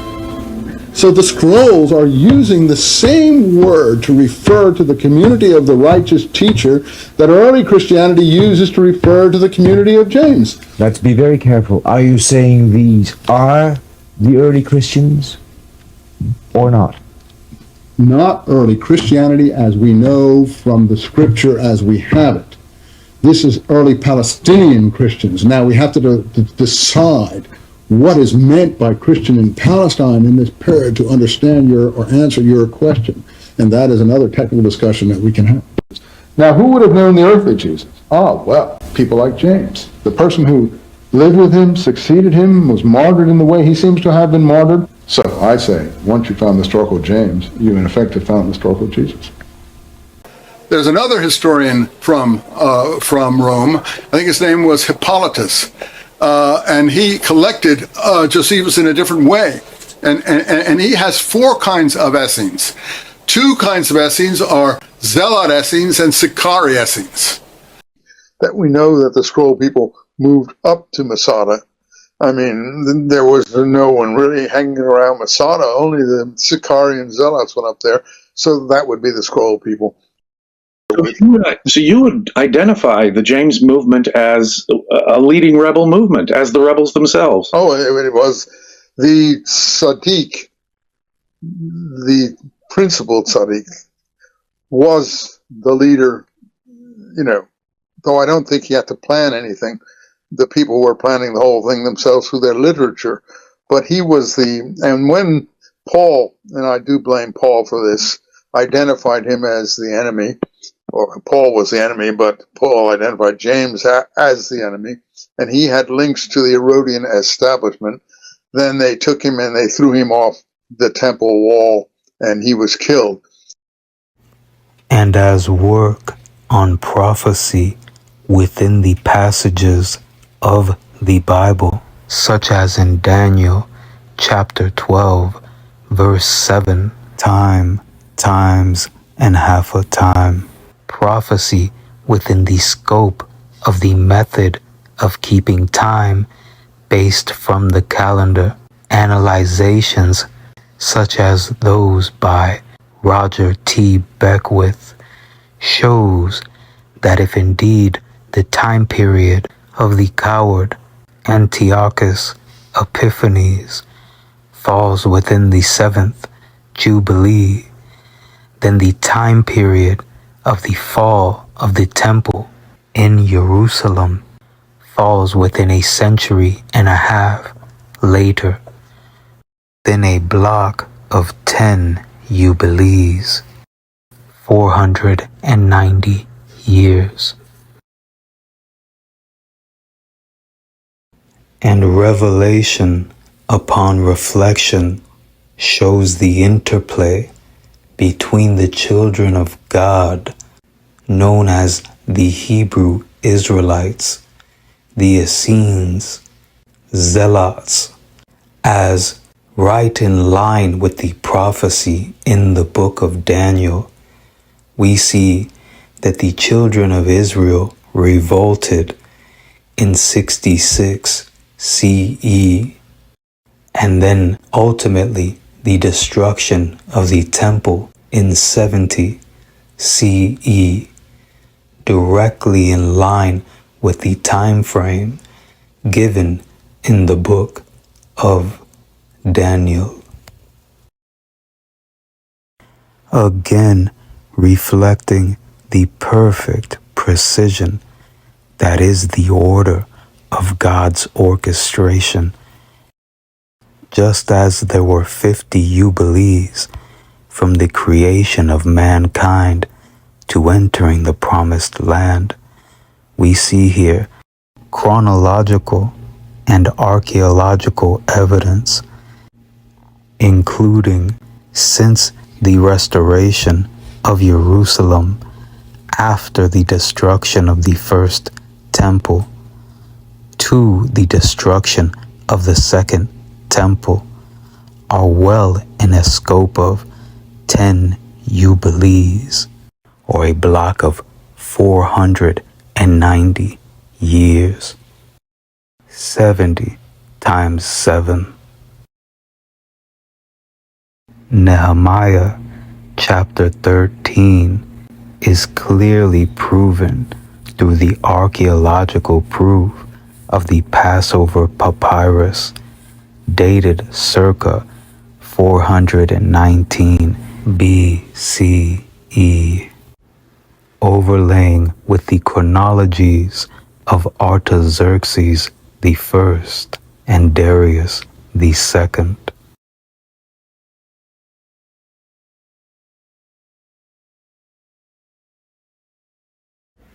A unit of 490 years, 10 Jubilees, 7 times 70, after 424 BCE, lands us at the beginning of the revolt in Jerusalem in 66 CE.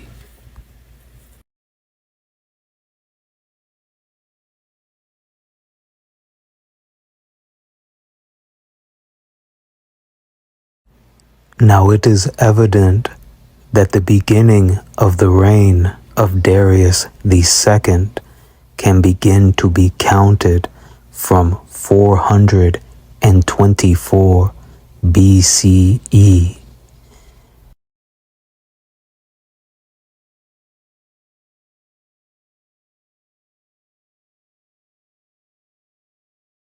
Applying that to what is written in the Passover papyri, including 424 BCE in the 5-year count, takes us to 420 BCE, and a unit of 490 years.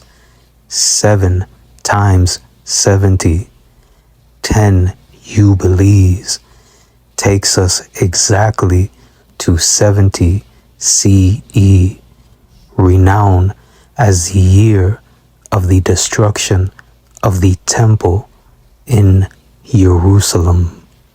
And in a display of how perfect the portrait of the painter, the creator, that is Yudhe Wabhe, as chronological and archaeological evidence reveal that these points of time have been precisely placed in a scope of 10 Jubilees, 490 years.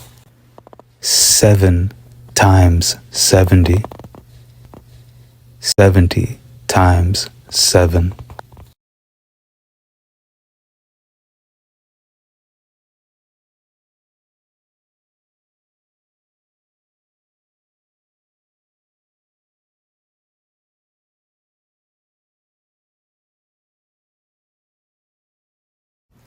As the display of God's divine order and orchestration throughout time is all the more revealed upon reflection in units of 490 years.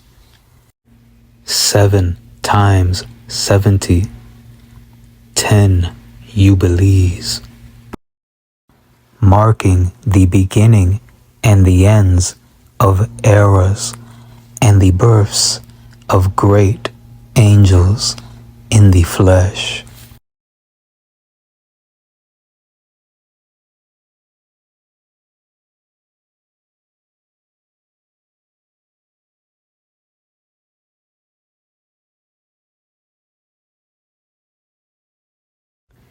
And in a much stronger work, to say the least, than his attempted critique of Annie Yabert, demonstrating the consistency between the chronological biblical events and the 364-day calendar found preserved in Qumran, the main site of the Dead Sea Scrolls, the original calendar of the human being, the original of the angel. Benjamin Zion Wacholder ties in messianic movements by the likes of John the Baptist, Jesus, and Bar Kokhba within sabbatical years.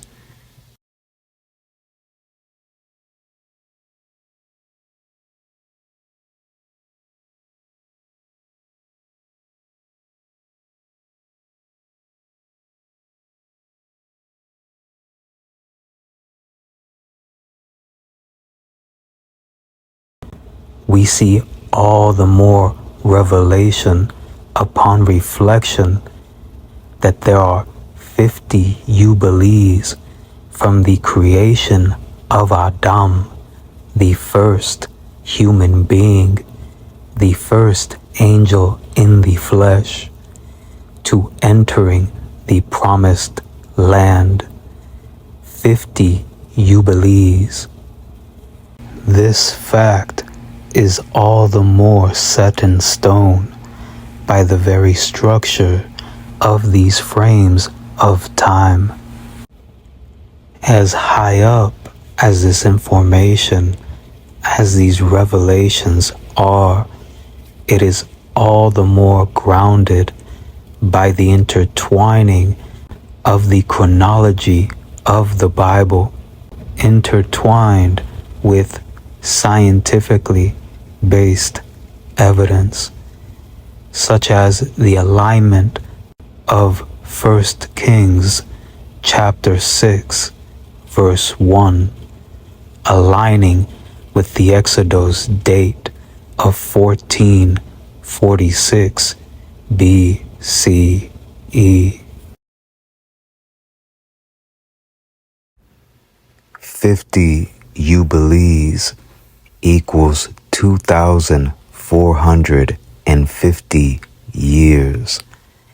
And now, though we are not addressing the age of the earth in this sharing, but upon further analyzation, seeing just how perfect, let alone powerful, the precision of Jubilees chapter 50, verse 4, that since the days of Adam into entering the promised land, there were 50 Jubilees, 2,450 years, as 2,450 years from 3,896, calculated as Adam's first birthday year, brings us exactly to 1446 BCE, the year of the Exodus.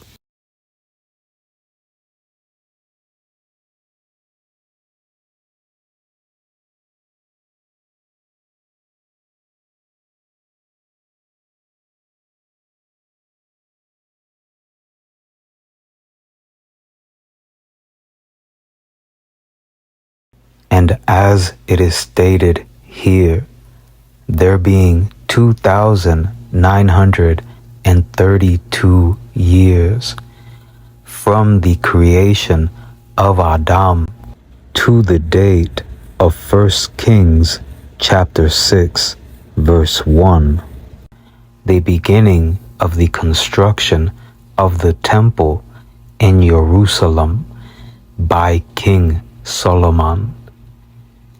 When we subtract 480 from 2,930, not counting the year of the creation of Adam, and not counting the year of the beginning of the construction of the temple, just as is underlined by the red and blue lines, checks out as equating to 2,450, the amount of years from the days of Adam to entering the promised land.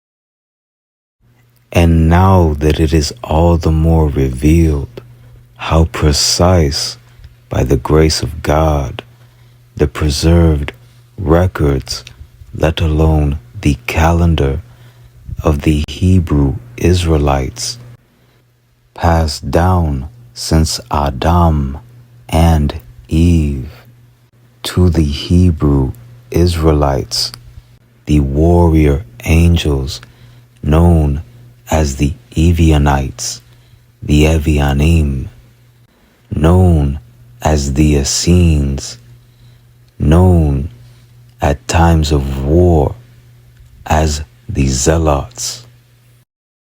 There's another historian from Rome. I think his name was Hippolytus, and he collected Josephus in a different way, and he has four kinds of Essenes. Two kinds of Essenes are Zealot Essenes and Sicarii Essenes. There's no one really hanging around Masada. Only the Sicarii and Zealots went up there, so that would be the scroll people.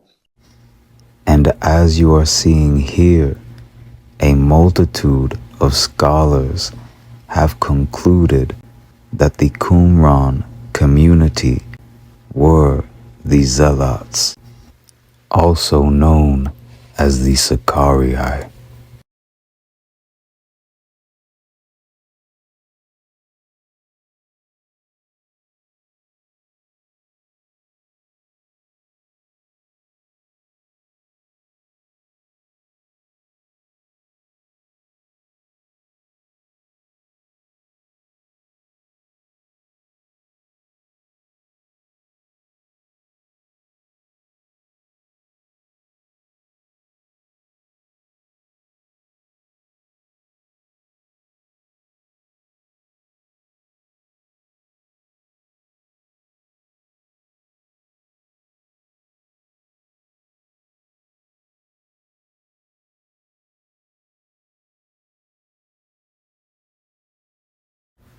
The historian Josephus writes of his time that there are 3 philosophical sects among the Jews, and the third sect, which holds to a severe discipline, are called Essenes.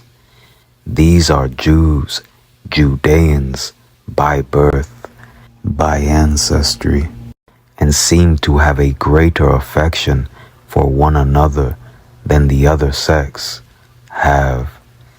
We are about to listen to all the more depths as to what that means.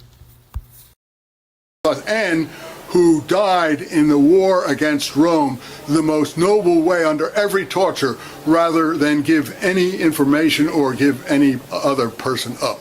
And Josephus makes that, and he makes that clear about the Sicarii, and Hippolytus makes it clear about the Sicarii. Josephus and Paul, I think. But we do know that they were righteous ones. That's the only thing that I will rely on, righteous ones. Would it surprise you if someone like James or John the Baptist or Theudas or Judas the Galilean... And John is definitely a righteous one. What did you say? Would it surprise you that these figures were relatives or related to one another? No, not at all. I believe they probably were. Do you think that... You have to be a relative of someone to be willing to, go as far as they go and commit themselves to the extent that they do. So I think that they are. And as we saw before, as it was foretold, as it was prophesied, that after times of catastrophe, let alone war, that a remnant of God's elect would thrive and ultimately blossom back up from the sprout. And as it is revealed upon reflection that that word has always held true, just as it is written in Genesis, in Jubilees, also known as Little Genesis, through the books of Isaiah, of Jeremiah, and of Daniel, the Tanakh, and preserved throughout the Dead Sea Scrolls.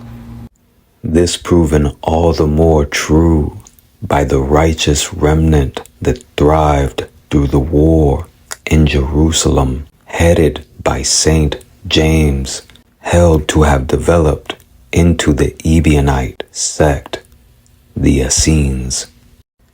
And of course, Jesus being of the tribe of Judah, his brother James being of the same, that remnant in Jerusalem, being Judeans by birth, reflect down to the detail of Genesis chapter 49, verse 10, that the scepter shall never depart from Yehudah, nor the ruler's staff from between his feet, stands as completely true.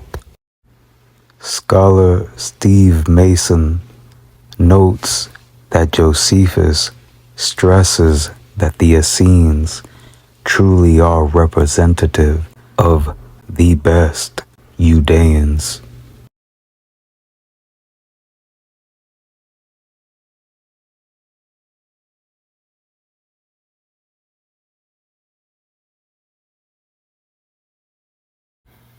And in further solidifying Genesis 49 as it pertains to Yehudah and his descendants, specific to he who the royal scepter and the ruler's staff belongs to by the grace of God. Just as the Yahad, those whom preserved and protected the oldest fragments of the Bible next to the Ketif Hinnom, silver scrolls, called the Dead Sea Scrolls, just as they were likened to an eternal plant, sprung from Isaac and Jacob, let alone those since Adam to Abraham. So it is held that a shoot will come out from the stump of Jesse in the book of Isaiah. And in the book of Jeremiah, chapter 23, it reads that the days are coming, declares Yud-He, Wav-He, when I will raise up for David a righteous branch, a king who will reign wisely and do what is just and right in the land. And chapter 33 echoes very closely in the same fashion. In those days and at that time, I will cause a righteous branch to spring up for David, and he shall execute justice and righteousness in the land. Zechariah chapter 3 verse 8 reads, For behold, I will bring out my servant, the branch. In Hebrew, servant, Eved, can have more depths of meaning than perhaps comes initially to mind, such as the root meaning of samurai is to serve. And as these passages make evident that the Messiah shall be of the lineage of King David, such as in Jeremiah chapter 33 verse 15 reads, from David's line, a line ultimately hailing from Adam and the patriarchs and matriarchs themselves, as in Hebrew, Adam in acronym form stands for Adam, David, Mashiach, Messiah, Christ. This is shown to be preserved at least from the time of the Oriza.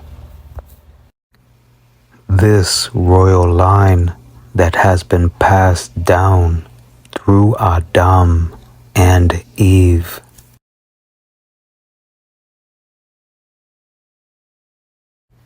highlights all the more that it is God itself, Yud-He, Wav-He, which created the heavens and the earth, which controls the heavens and the earth, as just as there are 22 letters in which God created, there are 22 acts of creation and 22 generations from Adam to Jacob, Yaakov, Israel, Yisrael. And just as it controls the 4 dimensions of time and space, it is through Yisrael's 4th son, Yahudah, that the royal scepter shall not depart from, that the ruler's staff will never leave from in between its feet. And it is through that very line that King David and King Solomon descend from. That very lineage we are about to further demonstrate remains unbroken until this very day, just as God itself, Yud-He, Wav-He, has promised. Beginning with Psalms chapter 2, verse 7, to David, you are my son, thou art my son, Today I have begotten thee. And the same was promised to King David with regards to his son, King Solomon. I will be his father, and he will be my son. And then God promised to King Solomon, and as for you, if you will walk before me as David your father walked, doing according to all that I have commanded you, and keeping my statutes and my rules, then I will establish your royal throne, as I covenanted with David your father, saying, You shall not lack a man to rule Israel, Yisrael. Proving all the more that this is the promise of an unbroken line, a royal genealogy hailing from Adam and Eve themselves, as Solomon was promised that he shall never fail to have a successor to rule over Yisrael. This same promise is echoed in Jeremiah chapter 33, verse 17. For Yud-He Wav-He says, David will never lack a man to sit on the throne of the house of Yisrael. And we can clearly see the parallels through the directives of this dynasty throughout time, as just as Solomon ascended to observing God's commands, decrees, and laws, as it was that Abraham observed God's commandments, decrees, and laws as well. And just as it is stated to Abraham to walk before God, we see that the same is stated to King Solomon. If you walk before me faithfully, as your father David did.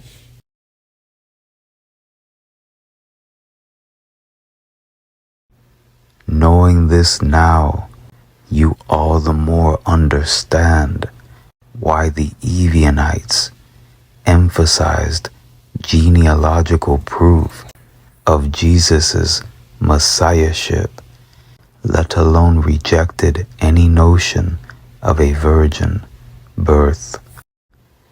A notion which many scholars point out may have been from an error in the Septuagint, mistranslating Isaiah 7. And though we will delve even deeper into the subject of the Septuagint as we return to this live conversation, recall that multiple revisions were done by Theodotion, Aquila of Pontus, and Symmachus, renowned to be an Ebionite.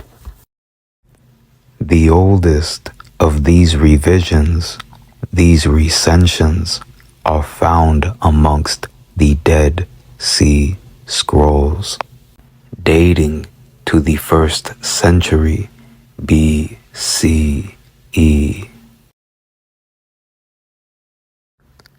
These revisions correcting mistranslations, such as what was proposed as the very root of a notion of a virgin birth, a mistranslation in the book of Isaiah.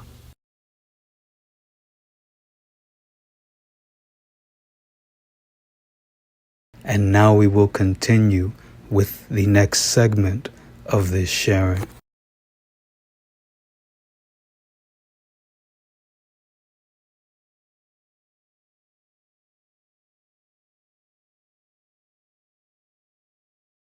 The very root proposed of the notion, such as what was proposed as the very root of a notion of a virgin birth, a mistranslation in the book of Isaiah.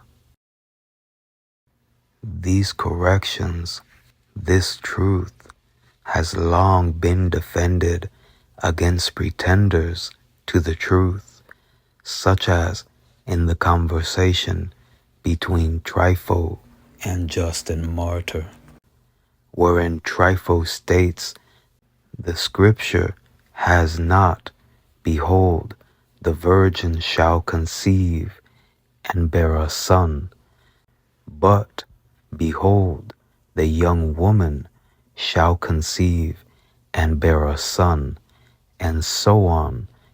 But the whole prophecy refers to Hezekiah, and it is proved that it was fulfilled in him, according to the terms of this prophecy. Moreover, in the fables of those who are called Greeks, it is written that Perseus was begotten of Danae, who was a virgin, he who was called among them Zeus, having descended on her in the form of a golden shower.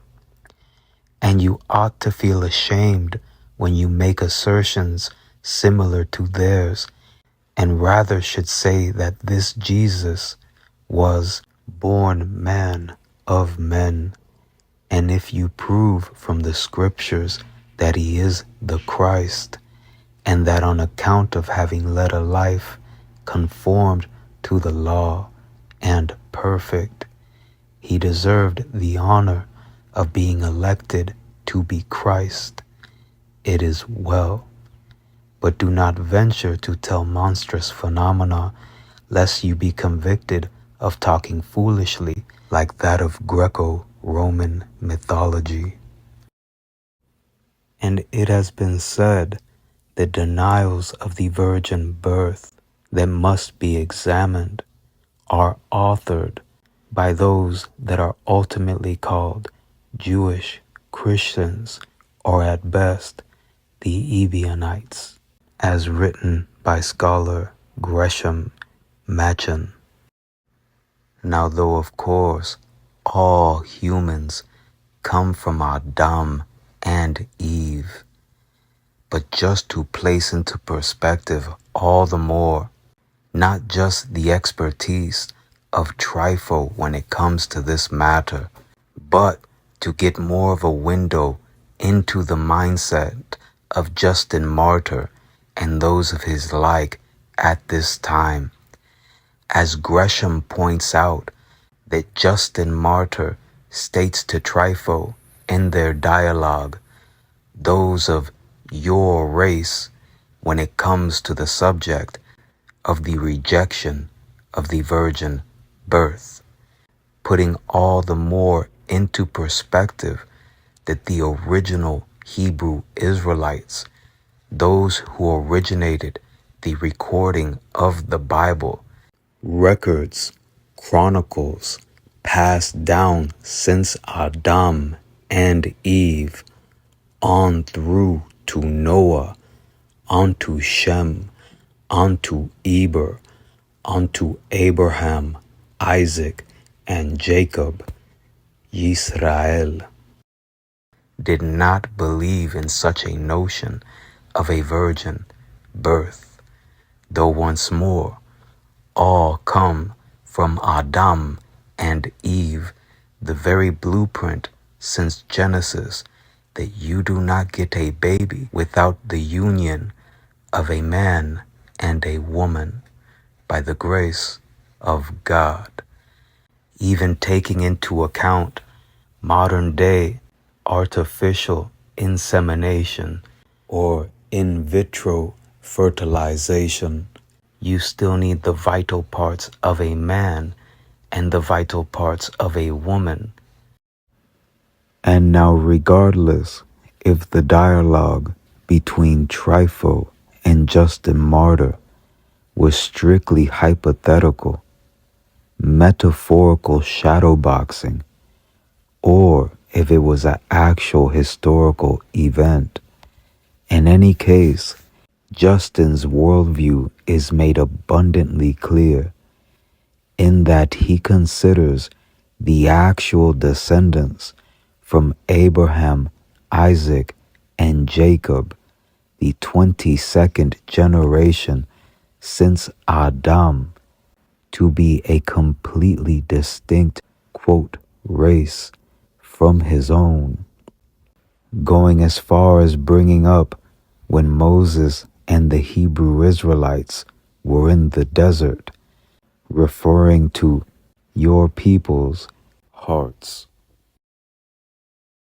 Furthermore, there has been a battle of interpretations when it comes to Justin stating there are those of your race or those of our race that consider the Christ born man from men, of course meaning being born from a man and a woman, a natural birth, as of course the translation of our race would be conceding that there were those amongst the earliest, quote, Christians who held to a natural birth, and the translation of your race would then be trying to cover up that fact. Many scholars have translated this passage as reading, there are those of our race, and have made clear in their notations that the context is the reason why.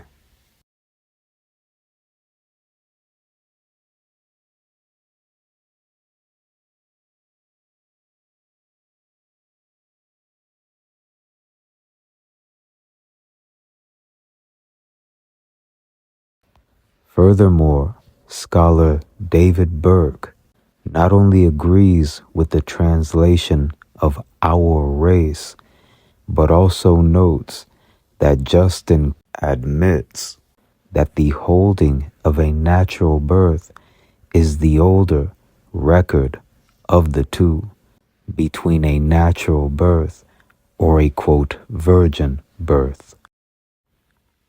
Johannes Langus also writes, note this emphatic testimony of primitive faith.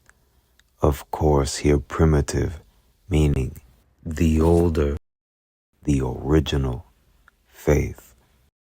That record, though of course perhaps now obvious to some, not only being able to be derived from this dialogue, but also in the quote work of Irenaeus, who writes of the Ebionites, stating, we remain in the old leaven of a natural birth. Once more, not needing to draw out what he states here, that we remain in the old leaven of a natural birth. Of course, making very clear what truly was the original record, the original holding of the birth that took place, of the record as it stood originally, which is right in line with how every single birth has taken place, let alone recorded biblically, since Adam and Eve, from Cain and Abel to Seth, on to the grandchildren of Adam and Eve. And as high up as this information is, we very groundedly demonstrated how sound the chronology of the Bible is.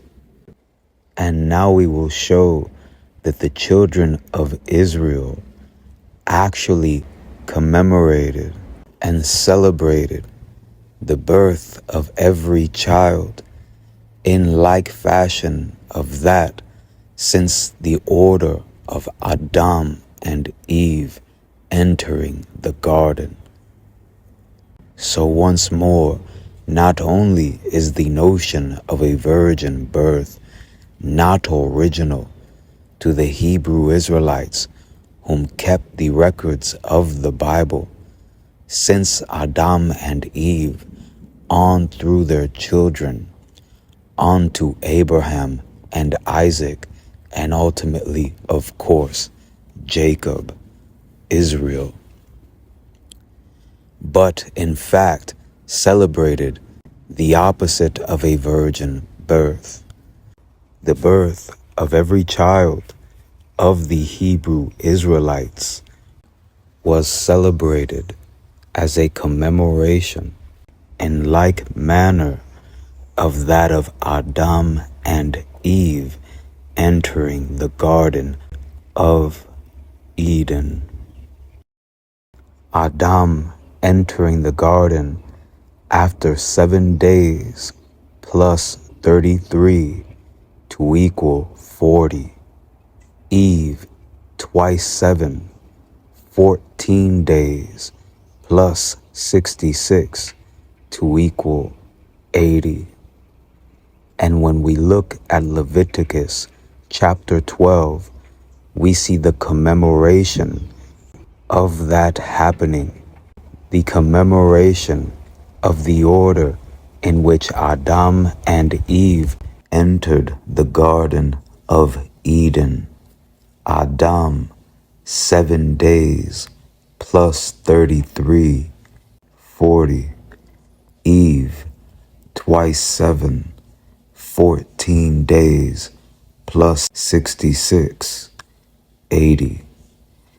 And now we will see a hierophany, a signature of God itself, in which the very numbers included in Adam and Eve entering the garden, 7 plus 33 to equate to 40. For Adam and for Eve, twice 7, 14 plus 66 to equate to 80.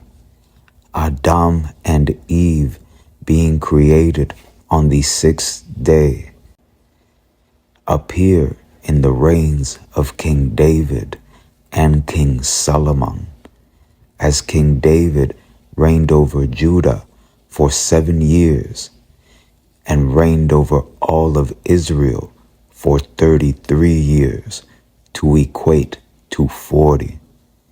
He reigned over Judah for 7 years plus 6 months.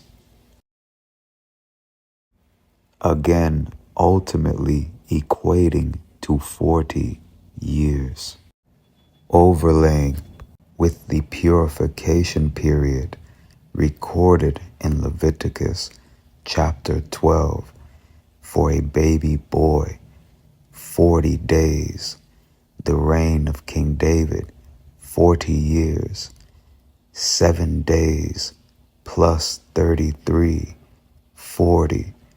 King David reigning over Judah 7 years, and all of Israel 33 years, 40.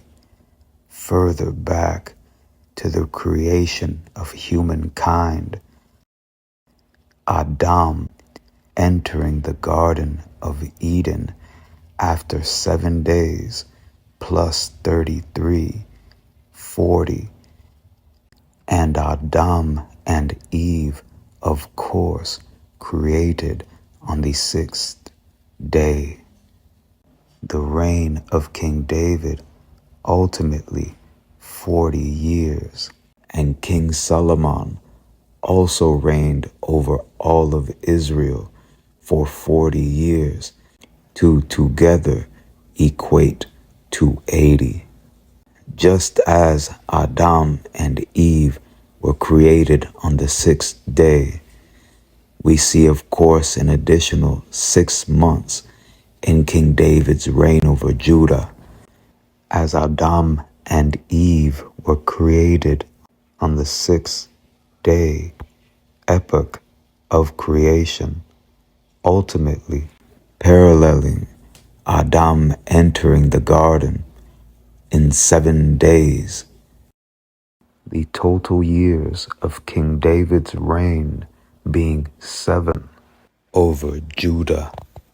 And King David reigned over all of Israel for 33 years, to equate to 40, just as also highlighted in Leviticus for the birth of a male child.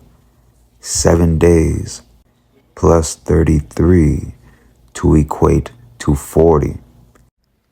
And for a female child, twice 7, 14 days plus 66 to equate to 80. And the reigns of King David and King Solomon together equal 80, overlaying with the time frames in which Adam and Eve entered the Garden of Eden. For Adam, 7 days plus 33 to equal 40, and for Eve, twice 7, 14 days plus 66 to equal 80, highlighting all the more passages such as Israel is my son, even my firstborn, and to David, thou art my son, this day I have begotten thee. And about Solomon, I will be his father, and he shall be my son. As we see a signature from Yud-He, Wav-He, God itself, in preserving its royal, holy dynasty since Adam to David to Mashiach, by the grace of God, that being myself, and all the more reflecting that solemn promise holding true throughout the ages is Psalms 110 verse 4. Thou art a priest forever after the order of Melchizedek, as ultimately holdings reflect that Melchizedek, the righteous king, was indeed Shem, whose crown was passed down from Noah himself, as was from ultimately his fathers and his mothers before him.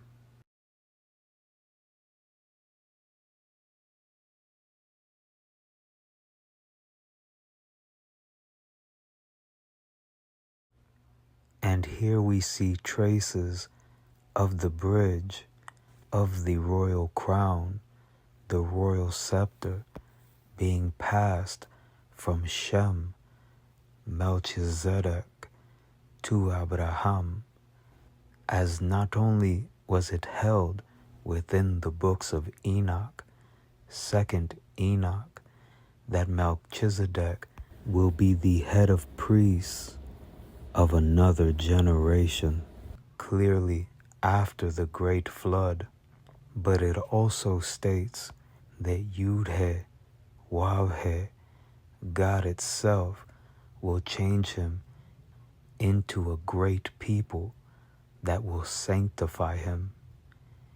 In parallel of Yud-He, Wav-He's, God's covenant with Abraham, that he will be the father of many nations. and further clear connection of the ruler's staff, the leadership of the crowned elect of God being passed on through Shem onto Abraham, just as it was passed down from Noah to Shem, is the gematria, the mathematical equivalent of the letters within Noah's name being 58, and Noah and Abraham's lives overlapping for 58 years, as it is held that not only Abraham was taught by Shem, Melchizedek, the righteous king, but also by Eber, great-grandson of Shem, grandson of Arphaxad, son of Shelah. Eber, as in Genesis chapter 14, verse 13, Abraham, Abram, is known as Abram the Hebrew, a name which is derived from Eber's name, Eber, Ivri, Hebrew. It says that Abram is a Hebrew. And that's fascinating because you think about the Hebrews and you think, well, don't the Hebrews start with Jacob and it's everybody in Jacob's family after that, and those are the Hebrews? But no, it says that Abram, who became Abraham, himself was a Hebrew. And so there's a term that's used in Akkadian, it's Habiru, and that translates into Middle Egyptian as Apiru, and it's the same word. No scholar disagrees that it's the same word. It's these ancient peoples who descend from somebody, and it's connected to this term Habiru. Well, it also says in the genealogy that's in Genesis, which you love so well, that the forefather of Abram is a guy named Aber, and Aber has all of the right consonants to fit this same term. So who was Abram? Abram was an Aberite. That's who he was. So from Aber descended numbers of peoples, and only one of that group of peoples found its way to a man named Abram. And so he was one of many Heberites. It has been held by historians and scholars that Eber is a part of preserving the original Adamic language, which is Hebrew. The original Adamic language, Hebrew, being preserved through Noah onto the line of Shem, to Arphaxad, to Shelah, to Eber, is completely aligned with the record in the book of Jubilees, Little Genesis, that Abraham was taught Hebrew, and in particular states that he opened the book of his fathers. These were written in Hebrew, his fathers being the line since Adam and Eve through Noah, that was the line of Shem, to Arphaxad, to Shelah, to Eber, from which the term Hebrew is derived. On to Peleg, Reu, Serug, Nahor, and Terah, to Abraham.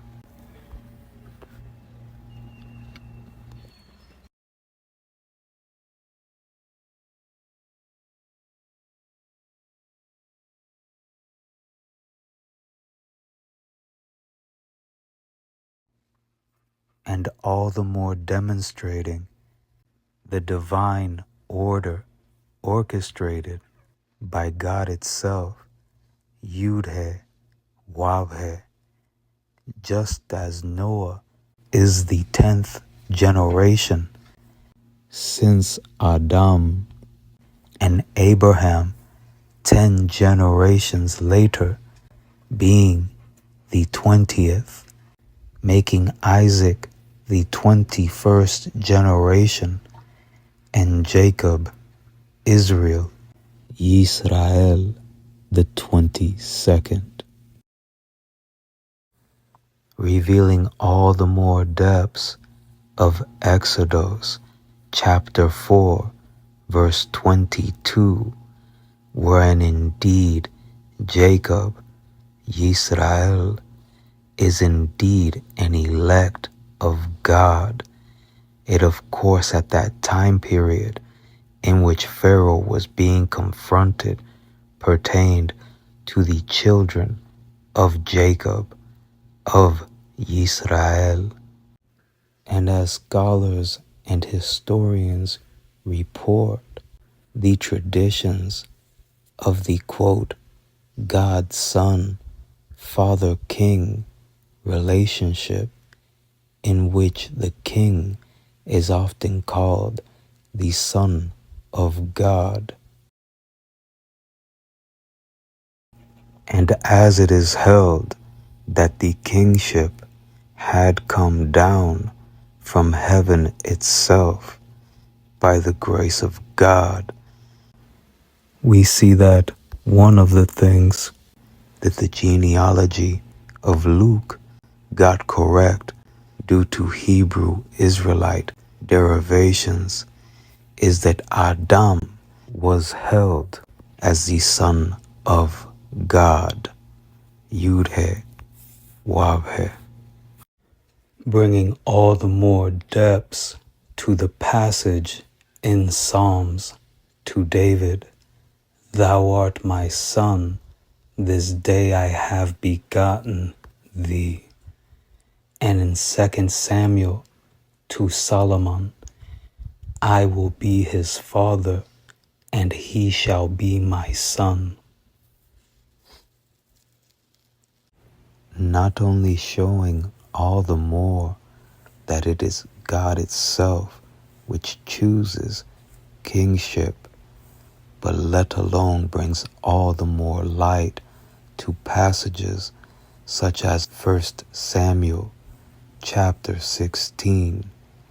Yahweh said to Samuel, I will send you to Jesse, for I have provided a king for myself among his sons. And as in ancient times, the relationship between God and the king was that of God being the ruler, the king, queen, and the king being its steward, its servant, its samurai, as ultimately steward and servant is meant on a whole other level than picturing some butler, and samurai comes from the root meaning to serve,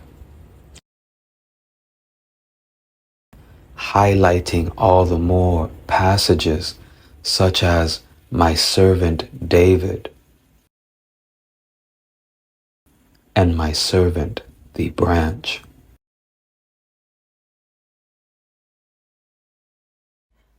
And in passages such as Exodus 19 verse 6, we see that this extends beyond kingship. As we read in Numbers, my servant Moses, and in Isaiah, my servant Eliakim. And now that it is all the more clear how the kingship has come down from heaven, that it is God that creates, that chooses the king itself, and that the king is not God itself, it brings all the more light to the historicity of Adam being the son of God, of David being the son of God, on through David to Solomon being the Son of God, and ultimately since Adam through David to Mashiach, which by the grace of God it is indeed myself. And though to some that ancient fact may seem new, let alone a little hard to believe, hold in mind the fact that human history has never been older than it is right now, meaning you have never had more time to look back and reflect upon the fact that there has never been a child being born without the union of a female with a male, be it naturally or in any way artificially. And this makes it all the more clear that those upon a time pushing a mythology tried to hijack, tried to subvert what was clearly the blueprint laid out by God itself, Yud-He, Wav-He, since Adam and Eve, that you do not get the birth of a child without the union of a female and a male.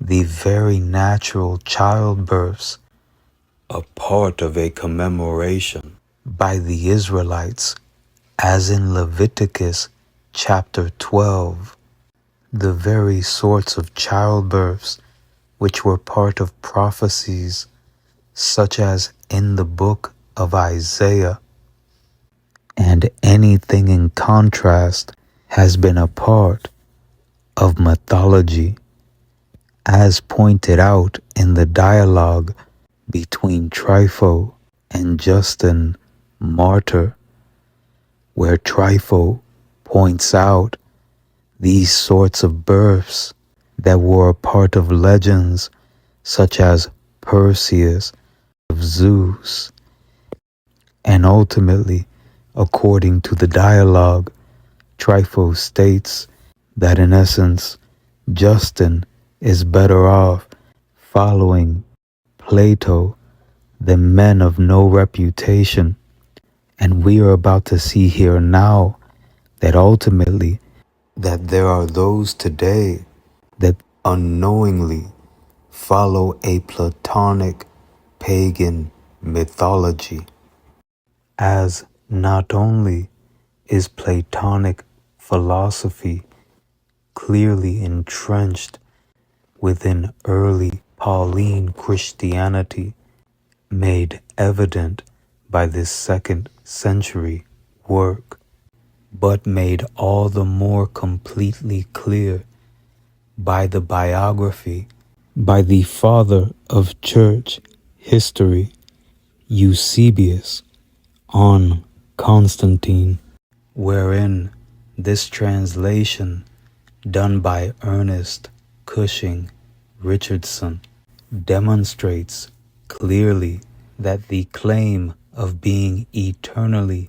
begotten by the Father shows to have the roots of its origins from Plato.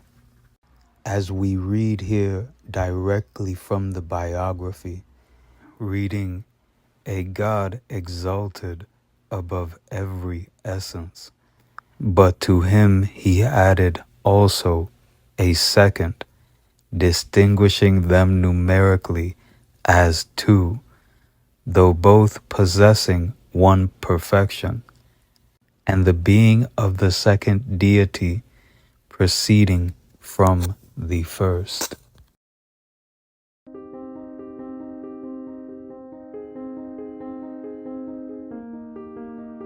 When we speak of Christ as begotten of the Father, traditionally this has been understood to mean that Christ is begotten of the Father in his divine nature, not his human nature.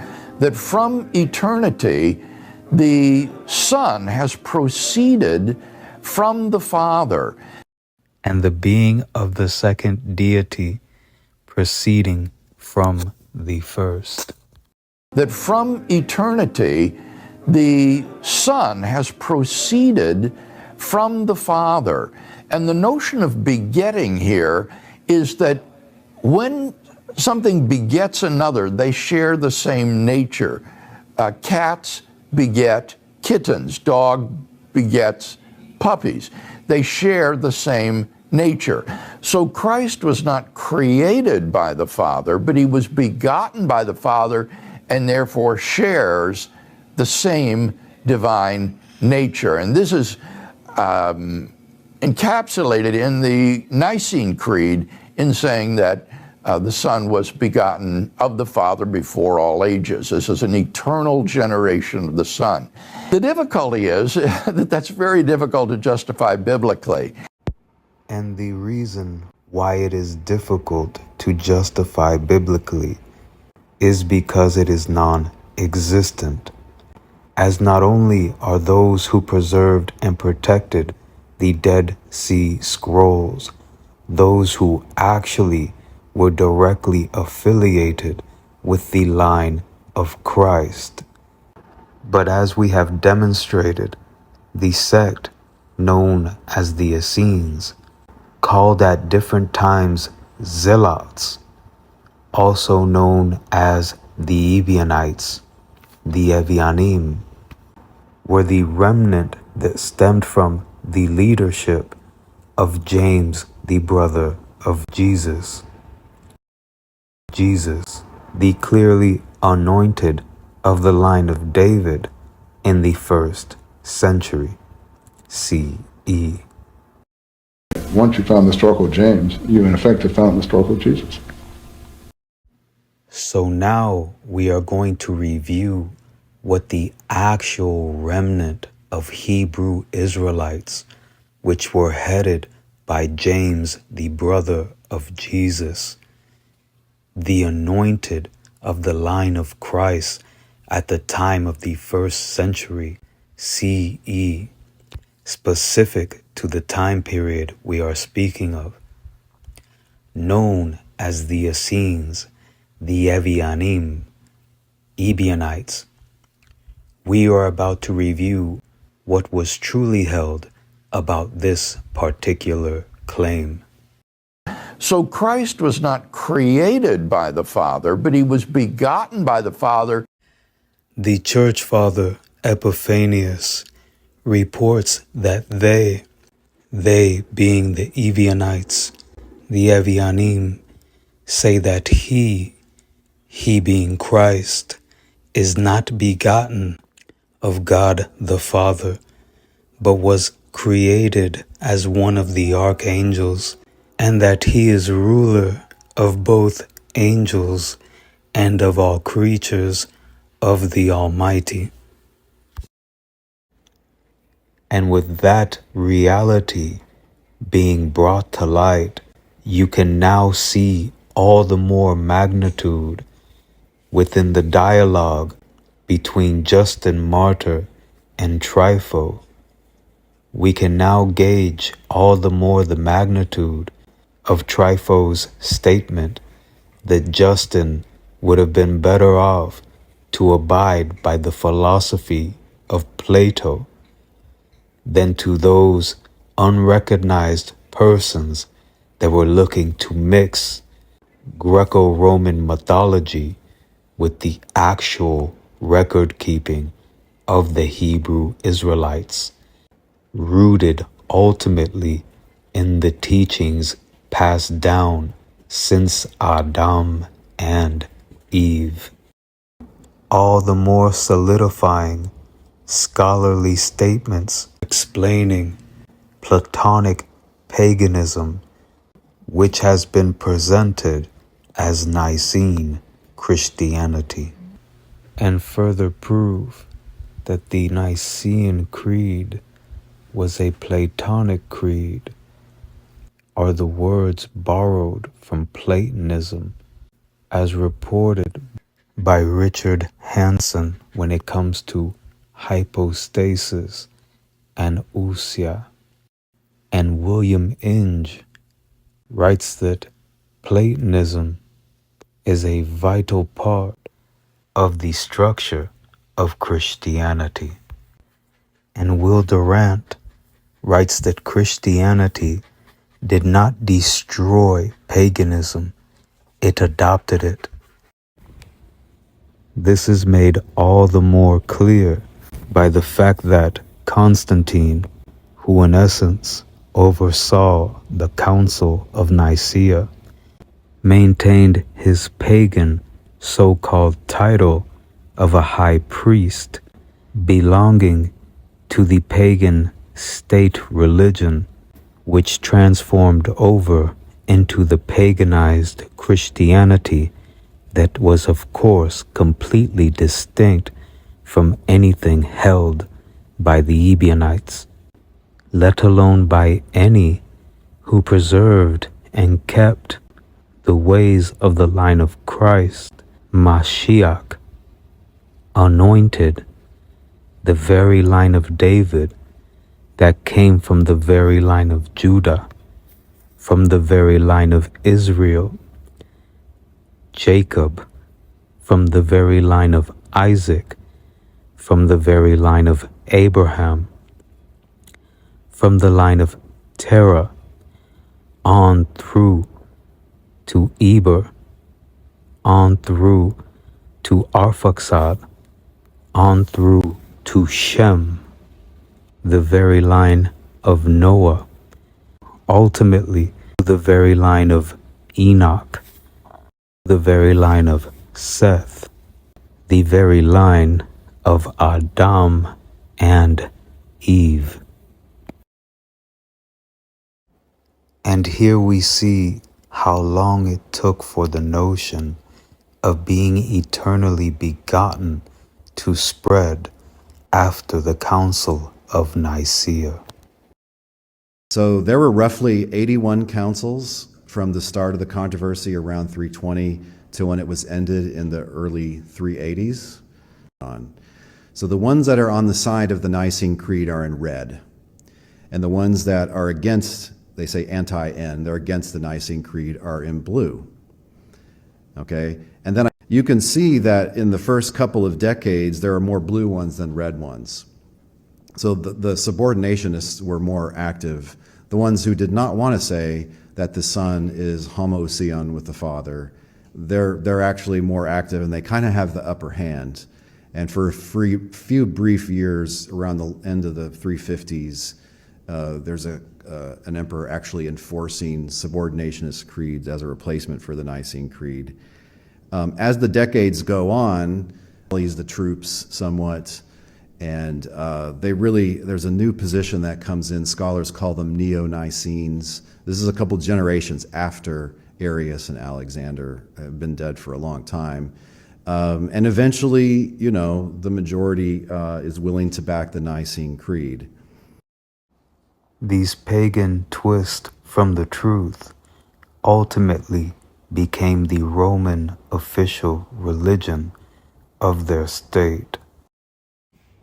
And ultimately, it is clear the influence that pagan mythology had on the twist that became the official religion, as exemplified with Constantine. Here is a coin that he issued in the year 313. That's Constantine's profile in front, and behind him, that's Sol Invictus with the radiant crown that you can see there. And so this is depicting Sol Invictus as the patron deity of Constantine. Further proof of Nicene Christianity being rooted in Platonic paganism.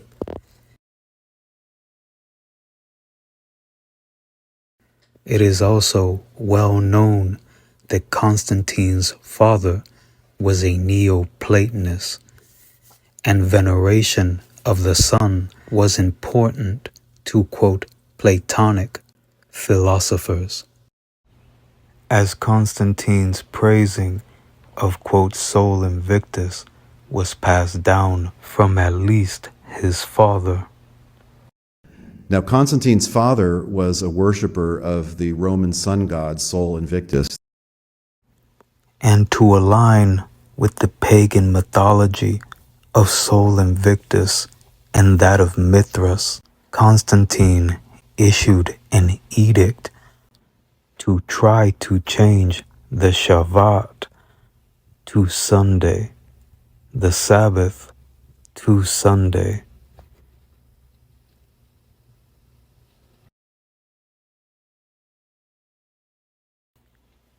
And with the historical evidence being clear, many have come to the conclusion that there is no doubt that Nicene Christianity borrowed from pagan mythologies.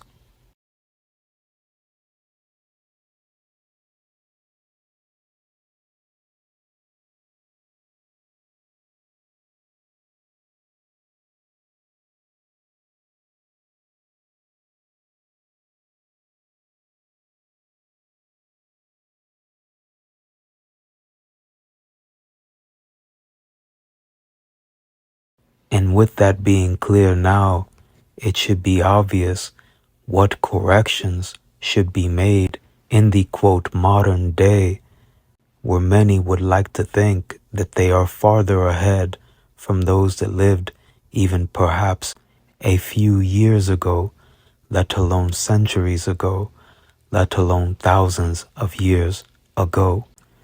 As there are statues promoted as prominent which stand in the modern day based off of Mithras. And obviously, for how much longer would anyone really expect Yud-He, Wab-He, God itself, to allow such ignorant holdings to stand, to remain? And as we continue to separate Greco-Roman mythology from the records which were preserved from the line since Adm and Eve, known as the Hebrew Israelites, scholar Ferdinand Kattenbush recorded that there were two stages to the birth narrative in Luke, and in the former, in other words, the first, there was no thought of a birth outside of a natural birth. This has been backed by the analysis of Justin Martyr's dialogue with Trypho. In that scholars report that upon the frame of the context, Justin indeed states that those that he considered his race indeed believed in a natural birth. And further scholarly analysis reflects that that holding was indeed the original birth narrative. This also is further solidified, further reinforced in Irenaeus's Against Heresies, wherein he states that the Ebionites remain in the old leaven of a natural birth. Of course, old leaven, again indicating the former or the original, the first.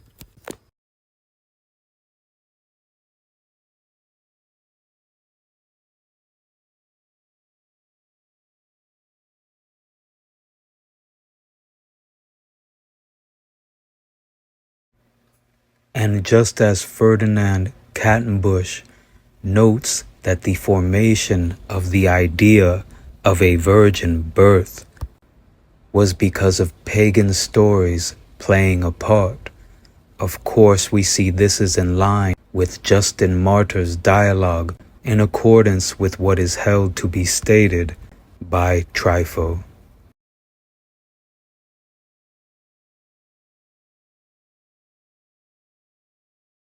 And these pagan influences upon twisting of the truth is made all the more evident as Eusebius records that one of the prophecies held to be important as to the prophesizing of the coming of Christ was from the Greco-Roman pagan tale of Sybil.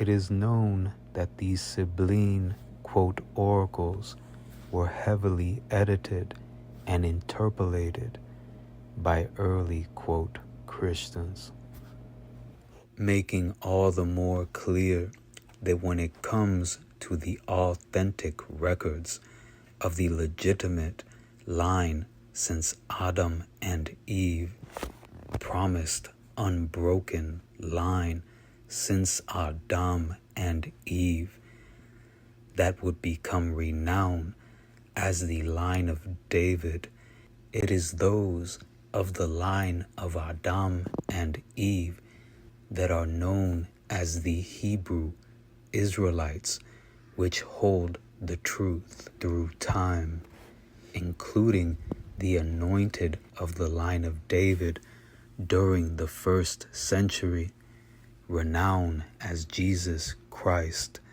prophesying of another of his very line to come. And further proof that the Messiah, the Mashiach, the heir-apparent of the legitimate line of Christ, is indeed myself, is found throughout this sharing, as time itself will continue to make it clear that I am indeed the direct heir-apparent of the true line of Christ. And for those that call themselves Christians that still find that hard to believe, there are those that upheld Nicene Christianity, such as the father of church history, that held to an eschatology of replacement, wherein what is to be fulfilled by the Messiah was done so by the reign of Constantine and then through his descendants. However, it has been made clear that the Messiah was never to be a Greco-Roman, such as like when Josephus, Suetonius, Cassius Dio, and Tacitus attributed the prophecy within the book of Numbers to Vespasian, a part of the destruction of the very temple in Jerusalem. Nor was it ever to be Constantine and his sons,